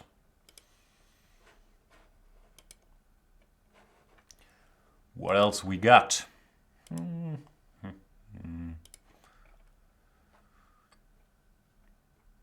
Passion, International Master Passion is saying, I notice a lot of strong jams are playing the London system. Yeah, it's getting there from time to time. I was wondering after d4, d5, bishop f4, knight f6, e3, c5, c3, knight c6, we tend to see cd, ed, bishop f5 instead of the immediate bishop f5. Maybe it's just my style speaking, but after cd, ed, bishop f5, knight f3, e6, queen b3, queen c8, I think white's position is easier to play. If you have something good in mind for white after bishop f5, it would be nice to know where black should look for full equality. And I think the line you're giving is fine for black, both of them. And I've asked myself the same question. Why don't they go bishop f5 immediately? London system, yeah, it's becoming more popular. People are just expanding the playing field by computerizing stuff that was normally only left to lazy guys who want to go for e3, c3 against anything, and they've started playing knight d2 because knight f3, queen b6 is fine. And yeah, let's get to both of these points. First of all, I think this is fine for black. How does the line go? Something like this. Knight f3, e6, knight h4, and black is supposed to play bishop e4, which is the game Carlsen-Wojtaszek.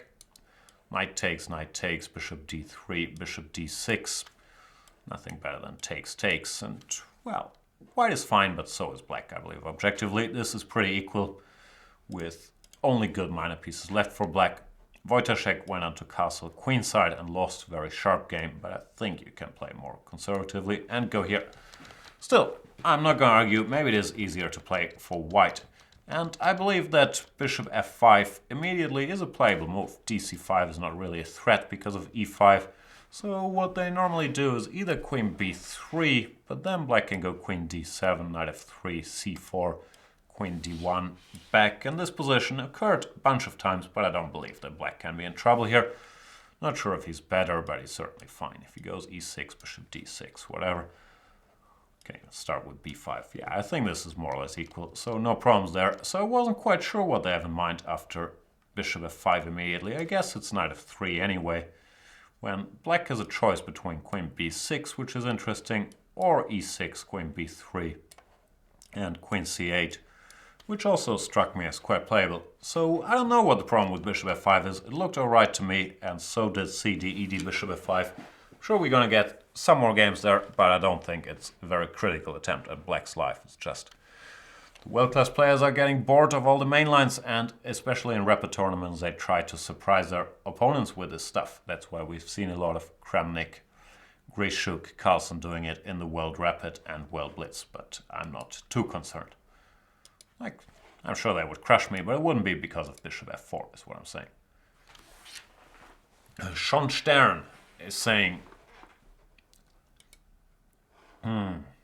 hello Jan, my question has to do with the position arising after knight f3, d5, g3, knight f6, c4, e6, bishop g2, bishop e7, castles d4, c6. closed Catalan. After this position arises, I simply have no idea what to do here. Do you have any recommendation as to what to play in this position? Yeah, I've also struggled a bit over the years with understanding that sort of closed Catalan. I know that is supposed to be a good version for white, so I'm not really that worried about it. But since I don't do it with black and I don't do it with white, I'm not very booked up there. Let's have a look at it though. Not sure which move order. Here we are. Which move order you chose? Yeah, this one. E6, bishop g2, bishop e7, castles d4. In part 1 of my excellent series as a black repertoire against d4, I gave dc4 here, which is the main move, and considered to be a better move. The positions after c6 are considered slightly dodgy. They're more popular if with a different move order. Black earlier went bishop b4 check, and after bishop d2 went back, because here white is supposed to be a little better as far as I know. The main line is queen c2, another line I have a bit of sympathy for is knight c3, intending to go queen d3 and e4 quite early. But yeah, the main line is something like queen c2, and if knight bd7, I don't really know my way around here. Frankly, I've never studied in much detail. But to go knight d2 and push e4 quickly, I believe white is supposed to be a little better, but I sort of hear you. I also don't really know what to do. Like these positions, they sort of bore me and annoy me at the same time. But here, b6, e4 is supposed to be a little better for white. Bishop b7, e5, you get a nice space advantage, and in this French structure, the black counterplay is not very far advanced on the queen side, so I believe it's a little better for white. And else, after b6, e4, d takes e4, black very often has to suffer in such a position. This is what you often get against slightly less experienced players. They play like this with black, but normally you have to suffer. So yeah, I'm sorry, I'm not really a big expert at all. I believe white is supposed to be better with both knight c3 and queen c2, and that's why black shouldn't play c6 but dc4. But I hear ya, it's a strange position, and I don't even like thinking about it. What else we got?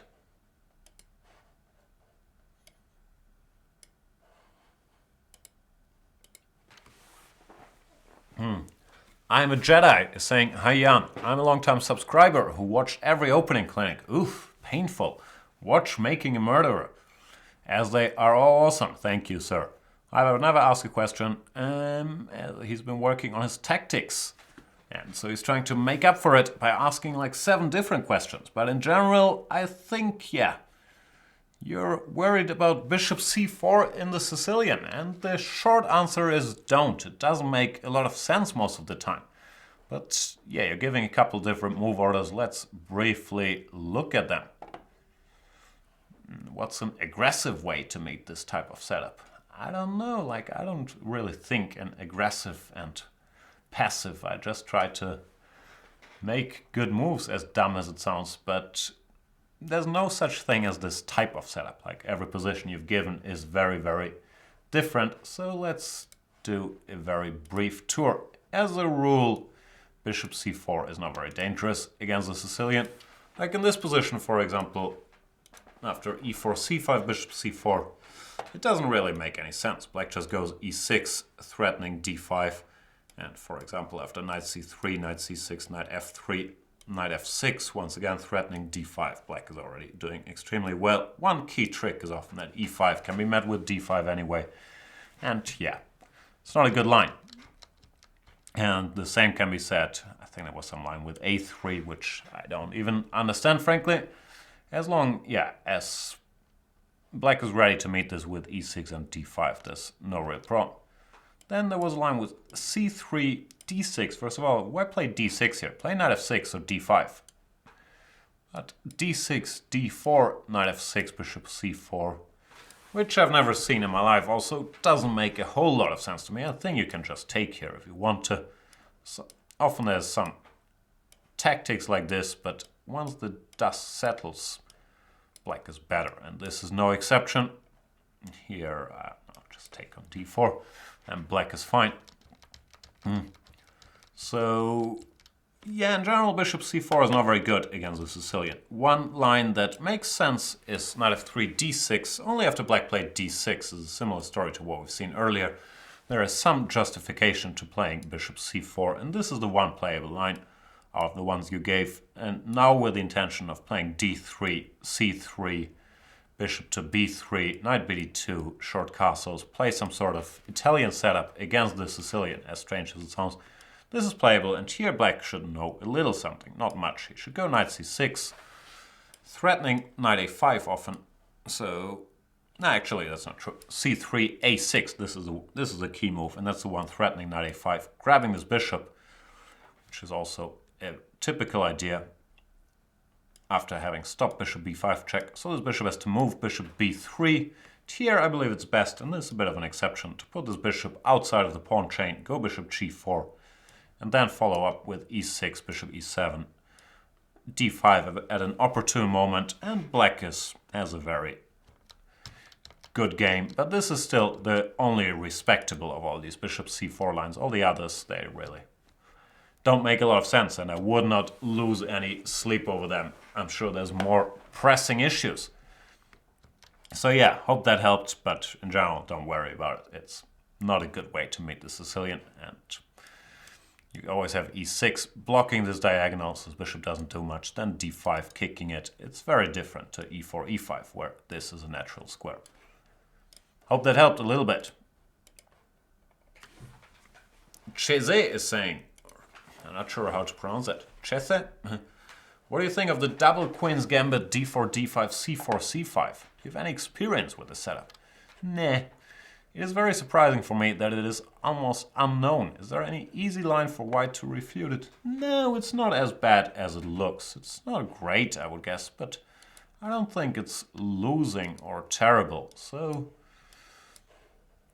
it has this shock factor that it looks ridiculous, but it's not that ridiculous. I believe white is better in a couple of ways. The way to punish it, or to try to punish it, is cd5, when after queen d5, knight to f3, c takes d4. White has a little Zwischenzug, knight c3, winning an extra tempo. And black normally goes queen a5, knight takes d4. What do they do? Knight f6, I guess. Yeah. And this position is sort of playable for black. Mamed-Yarov had it a couple times. I believe white is better after g3, e5, knight b3, but it's not that easy. So you can, it's one of these lines which you can play without knowing a whole lot, and the price you pay is you're slightly worse in a couple of ways, but you save yourself learning a lot of theory. And the other move, which is the most common one and a more common position, because you quite often get this via this move order, where c5 is a little more established, c4 is also better for white. Here black has a choice between dc4, which after e3 or d5 is a theoretical position of the Queen's Gambit Accepted, or the same c4, cd4, cd5, when queen d5 transposes to what we just saw after knight c3.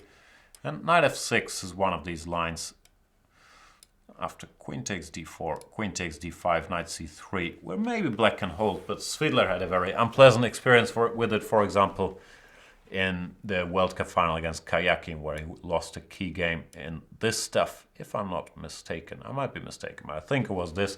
So it's maybe playable, but it's not a walk in the park for black, and I would probably not do it, but it's not as bad as it looks, if that helps.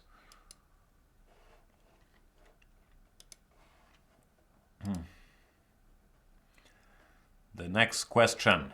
By the way, I've mentioned this a couple times, but there's no need to ask questions in the chat for these shows, because I really have my hands full getting through the questions that are posted in the news article. So I'm trying to make it through those. And yeah, I have to apologize. I can't answer questions in the chat. Y is saying, hi Jan, how to play solid against the Blackmar-Diemer Gambit? Once again, I'm not 100% sure what the Blackmar-Diemer Gambit is, but I'm very bad with opening names, so it always helps me if you give me the actual position, but I will make an educated guess. I believe Blackmar-Diemer Gambit is this stuff, right? d4, d5, e4. I don't know. c6 looks very solid. The Caro-Kann, or e6, the French, if you're very concerned about it. I'd take the pawn. It's a pawn. Knight f6. And what do they do? f3, right? f3. I take that one. Here, I believe there's a couple decent systems. I'm trying to remember which move order I liked. I thought c6 was good, for example, I believe. And if bishop c4, go bishop f5. One key trick is not to blunder bishop g4, bishop f7. But if you go bishop f5, castles e6, then there's one more trick, knight e5, not to blunder, knight takes f7, followed by rook f5, or rook f5, followed by knight f7. But if you make it all the way here and you find bishop g6, then you can start developing the pieces and enjoying your extra pawn, knight b7, bishop e7, whatever. So yeah, I think this c6 followed by bishop f5 was quite clever. I'm not 100% sure which move order I like better, bishop f5 followed by c6 or the other way around, but I think I wanted this. And here, I don't know, I guess they have other tries, but they don't look very serious. Knight b7. I don't know, I'm not a big fan, as I'm sure you're not surprised to hear, but if it really bothers you, then yeah, go c6 or e6. Nah, not really. Take the pawn. If white gives the pawn a move too, that's a very generous offer, and you could argue that e4 is the second worst move in this position after bishop h6. I'm not sure g4 must be worse as well. I'm not sure I'd go that far. I don't think it's that terrible, but grab the pawn. It's very generous to give you a pawn on move 2.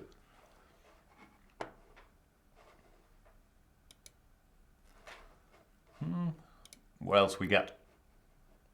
And how much time we got? I'll do like 10-15 more minutes. I hope to get through with it. Portis2 is asking, what line do you recommend with white against Queen's Gambit Accepted? Very general question. Depends on your tastes and the amount of time you want to invest. I've mentioned earlier that I think objectively the most critical move is e4, but yeah, you gotta put some work in. I've seen a question somewhere, which I'm not sure where it was, but I will combine it, about knight c6 here, so I'll talk about that a bit more. The best way to play was here, knight f3, bishop g4. I believe white is better here after bishop takes c4. I've recently had a game here, and I think it's unpleasant for black, e6, d5. Leading to a small but stable white plus. My game was something like this. And here queen d7 was played. e d5 is better, but white is still a little better after queen b5 check. So against knight c6, I think knight f3, bishop c4 is quite pleasant. And the main lines, yeah, I've talked about e5 earlier. Here you have to be booked up, knight f6.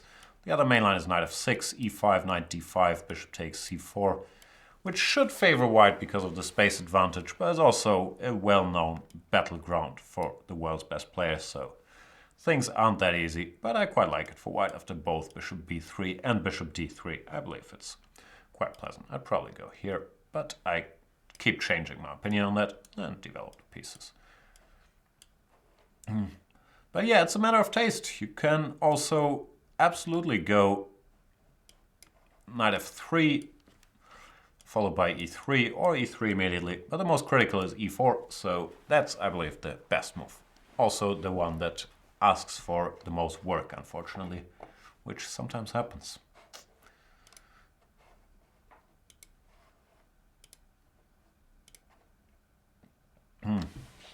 Tam2 is asking, hi Jan, why is the Schliemann Jaenisch Ruy Lopez considered dubious? Thanks.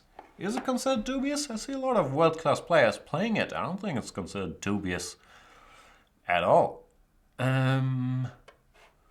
So yeah, it's not considered dubious. I don't play it because there's too many lines where I feel black has to be precise to make a draw. Like this goes, oops, sorry, I have the wrong screen. You can see all my secret analysis up there. Where there's too many lines where black has to be precise to make a draw, which goes for every opening if you go deep enough. But yeah, I don't know, stuff like this. And this is not even the main line. Knight takes f6, queen e2 was arguably more critical, but here white wins a pawn and black has to be careful to get enough compensation, which he's supposed to get after like bishop e7 and take on c6, but it's not that easy, and I'm not even sure what the most critical try is nowadays. I think they alternate between bishop c6 followed by queen e2 or knight c3, and this move d3, which, yeah, there's always some games. Either knight f6 immediately or takes, knight f6. Queen d3 was fashionable for a while.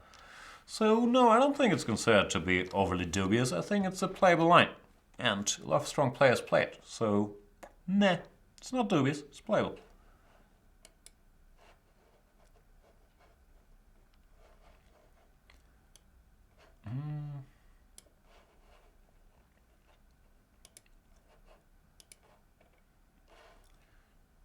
What else we got? Gior is... yeah, that's a question I was talking about earlier, which I hope I already answered. A lot of interest in the Queen's Gambit Accepted today.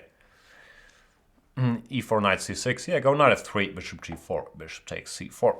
Kalashnikov is saying, "Hi Jan, I would like to play Grunfeld style with white. What can I play against all these d5, knight f6, bishop g4, c6 systems?" First, a general point, you can't really play Grunfeld style with white. Like, I understand what you mean. You want to go knight f3, d5, g3, and then hope that black goes c5, bishop g2, knight c6, when you want to go d4. But it's going to be like 1% of your games where black goes d5, c5, knight c6, if that highly. Like, most black players won't go there, and you're going to be dealing with a lot of these... with a lot of these annoying bishop g4 systems or one of the thousands of other systems. I'm not saying it's not a good opening to play knight f3, d5, g3, or knight f3, followed by g3 in general. A lot of fantastically strong players do it. It's arguably Kramnik's main line nowadays. But the belief that you're gonna get the Grunfeld a tempo up is, yeah, it's unlikely to happen. And even that line is not that great for white, but that's a different story. Most people avoid it. So, yeah, you have to deal with g6 here, with knight f6 followed by e6 and bishop e7, and with a lot of c6, bishop g4 systems. I don't really have an answer for you. There's a huge body of theory for all of these things, and it's very move order dependent and preference dependent. Do you want to play with an early c4? Do you want to play some sort of King's Indian attack with d3, knight bd2, castles, queen e1 and e4? It's a huge, huge body of different positions, and honestly, I don't know. I've never done it with white. I've never been that attracted to it. I've noticed that they've started playing all kinds of early c4s in positions where it used to be considered dubious, like this one. They start playing early c4, but I'm sorry, I can't really help you very much there, because I don't know, and I would need a more specific line, because there's big differences between everything, between bishop g4 here immediately, c6 followed by bishop g4, knight f6 followed by bishop g4. It's tough, but mainly, if you want to play this complex, it's fine, but don't do it because you want to play Grunfeld style with white, because you're not going to get a lot of Grunfelds.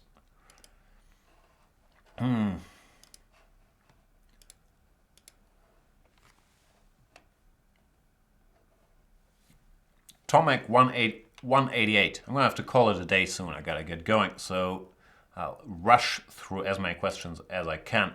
Is saying, "Hi Jan, what is your opinion on this line against Spanish opening? A6, bishop a4, knight g7, c3, g6, and so on and so forth." Yeah, I've looked at it a couple times trying to find something a little spicy, but as it often happens, I didn't like it and I've never played it, and I probably won't. It's not bad. Like, at some point, a lot of the world's best players played it, and it's certainly a viable line to create unbalance and some tension. I believe you've been a little generous with the move order, though, including short castles and bishop g7, when the critical try for white is to go d4 here immediately, which makes black's life a little harder. You can go d5, but slightly worse for black. If you go b5, white has this annoying move, bishop c2. Once again, d5 is possible, but slightly worse. Bishop c2, bishop g7, and d5, which is unpleasant. As far as I know, now knight a5, bishop to d2 is supposed to be a problem, and that only works because castles is not included yet, and stuff like this is, as far as I know, very dangerous. Here, knight to c3, and this king feels a little left alone. So, not a fan, but it's playable and leads to unbalanced positions. I don't like it that much. And the move order you've given, as I mentioned, that's a better version for black after bishop b3, d6. I think this is quite playable, but white can do better than that.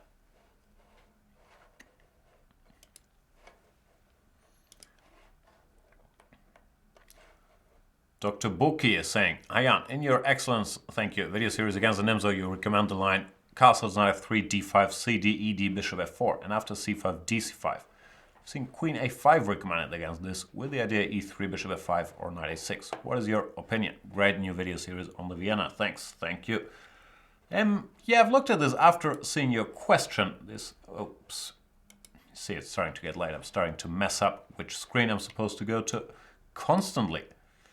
And yeah, I have to concede that queen a5, which I think I hadn't covered in my series, I can't remember much, but is a pretty good move. Castles, knight f3, d5, cd, ed, bishop f4, c5, dc, queen a5. I've tried to refute it in, yeah, the very limited time I've had to prepare for this question. That didn't really succeed. Normally you don't want to go e3 here. e3 is a natural move, but to punish these early queen a5, bishop b4 expeditions, it's quite often an idea to retreat this bishop and try to capture the bishop pair. So that's where I started looking, but it looked like black is probably in time to get in some early d4 and simplify. Like if white manages to get in a3, rook c1, recapture on c3 with the bishop, he tends to be better, but I'm not quite sure you get there if black plays aggressively with bishop g4. And here I've tried around a bit and my opinion isn't fully formed, but it looked like black was sort of holding after bishop e2 or bishop d3. So it's not a stupid idea.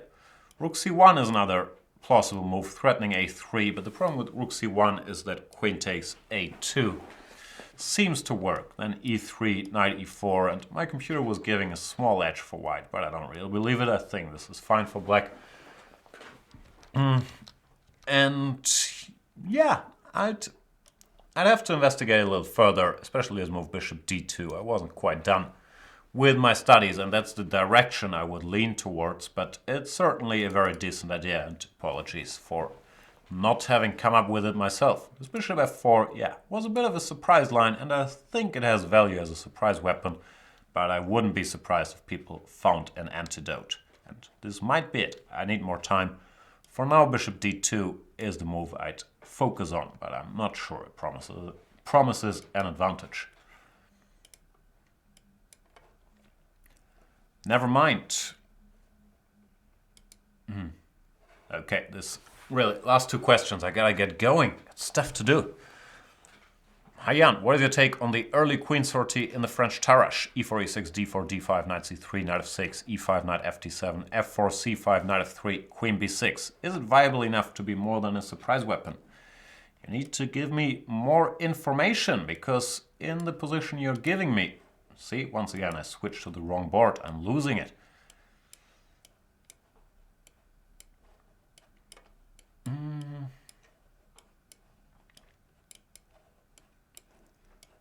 Oops, sorry. In the position you're giving me after queen b6, as far as I know, the main move is bishop e3, and here knight c6 transposes to pretty much a main line after knight a4, queen a5, c3.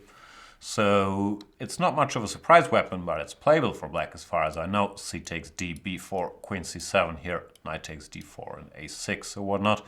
Supposed to be a playable line, so not against it, but I'm not sure what you have in mind against bishop b3, because as far as I know, queen takes b2 doesn't really work here because of knight b5. So I thought the best black has is to transpose to the normal line with knight c6 anyway. So I'm not sure how surprising it is, but it can't be too bad.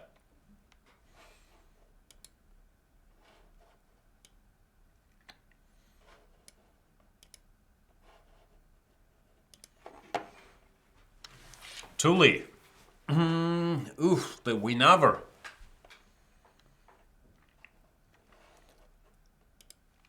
Hi Jan, what do you think about the French variation e4, e6, d4, d5, knight c3, bishop e4, e5, and so on and so forth. The very sharp we never. Has black enough compensation for the pawn?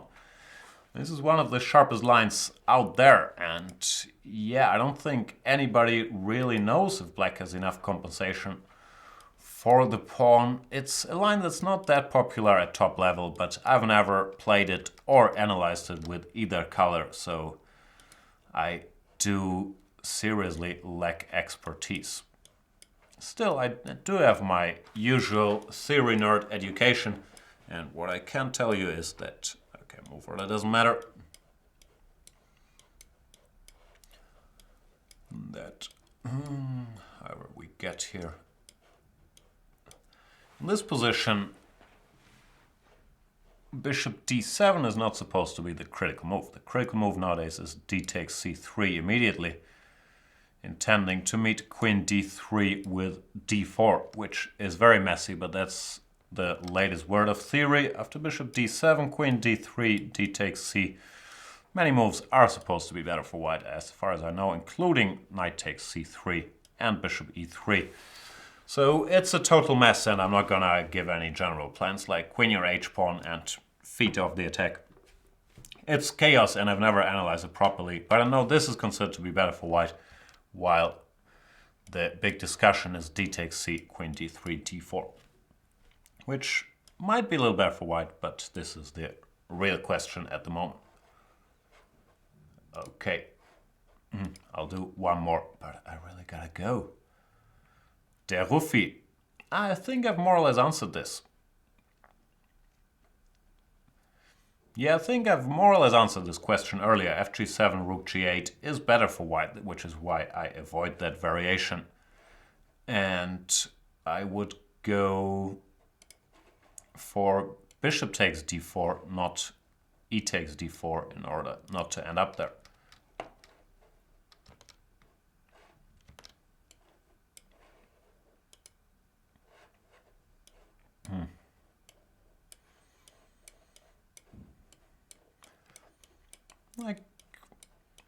Like I've mentioned, I don't know this stuff very deeply, but this always looked unpleasant to me. Bishop g5, bishop e7, rook e1, and maybe there is a way to equalize, I don't know it, therefore I would go bishop takes d4 when I don't know a way for white to equalize, which is better than not knowing a way for black to equalize in my book.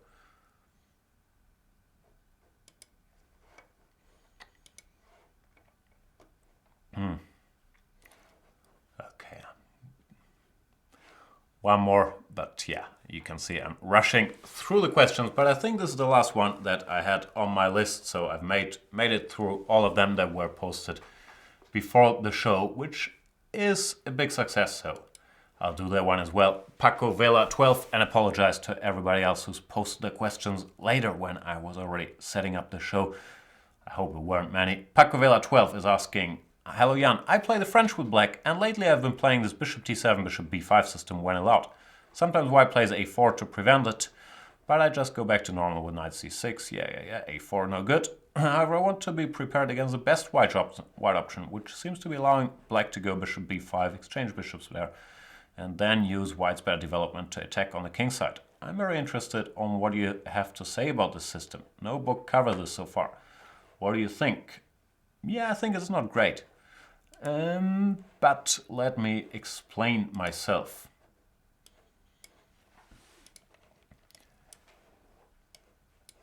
Once again, the French is a little outside my realm of expertise, but there is good reasons why the main lines are knight c6, knight f3, bishop d7, or knight g7, or queen b6, or even f6 if you're brazen. So I know this plan looks very appealing strategically. You want to exchange the bad bishop and thereby solve your problems, but I think there's a direct sort of problem if white goes bishop d3 here, which is the best move. Now, most strong players go c takes d4, but then white goes knight takes d4, avoids your bishop b5 option, and after bishop c5, this pawn sacrifice with castles is very dangerous for black, as far as I know. So they normally go knight c6, or often go knight c6, but this position, yeah, you haven't managed to exchange this bishop, and I believe white is a little better. So I'm assuming your idea is to play bishop b5 immediately. But here, as far as I know, this d takes c5 is very dangerous for black. Bishop takes c5 and b4. This is a key tactic. Black can't take on f2 because of king e2. This bishop will get trapped. And it doesn't really have a great square to go. Normally they go to f8 back to keep the e7 square for the knight and defend this pawn. Or let's say they take first, and now they go bishop f8. But this position, strategically, it's still nice for black if black would manage to get all his pieces out. But I'm not sure he will after there's many dangerous plans. Even the immediate knight to a3 strikes me as quite dangerous, intending bishop e3, short castles, and then opening the position with c4. But even the more circumspect castles, once again, intending to do something like, I don't know, rook e1, knight a3, bishop e3, and c4.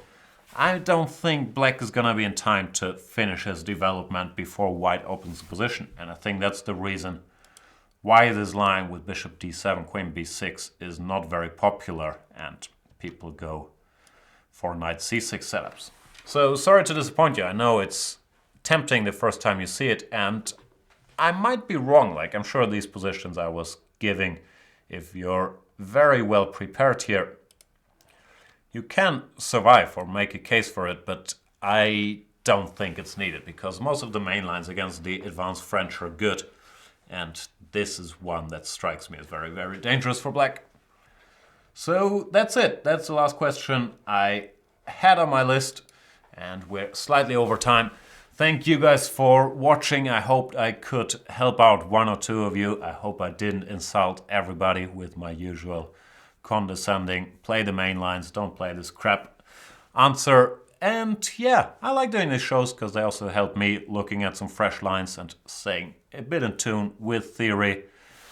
I'll be busy for a while starting the Weichensee coverage, which starts on Saturday, day after tomorrow. Tomorrow, I believe, we have a Banter Blitz scheduled before that to warm up. And then please, feel free to tune in to watch the live coverage of Weichensee with Magnus Carlsen, with Anish Giri, with a lot of good guys, and Luke van Vele. Special greetings to Luke, starting on Saturday. Thanks for watching. Go premium if you haven't yet. In order to ask me questions, to play me in Banter Blitz, to do all the good stuff, check out my new video series. And I'll see you guys tomorrow or the day after or at some point. Enjoy your evening, everybody. Bye-bye.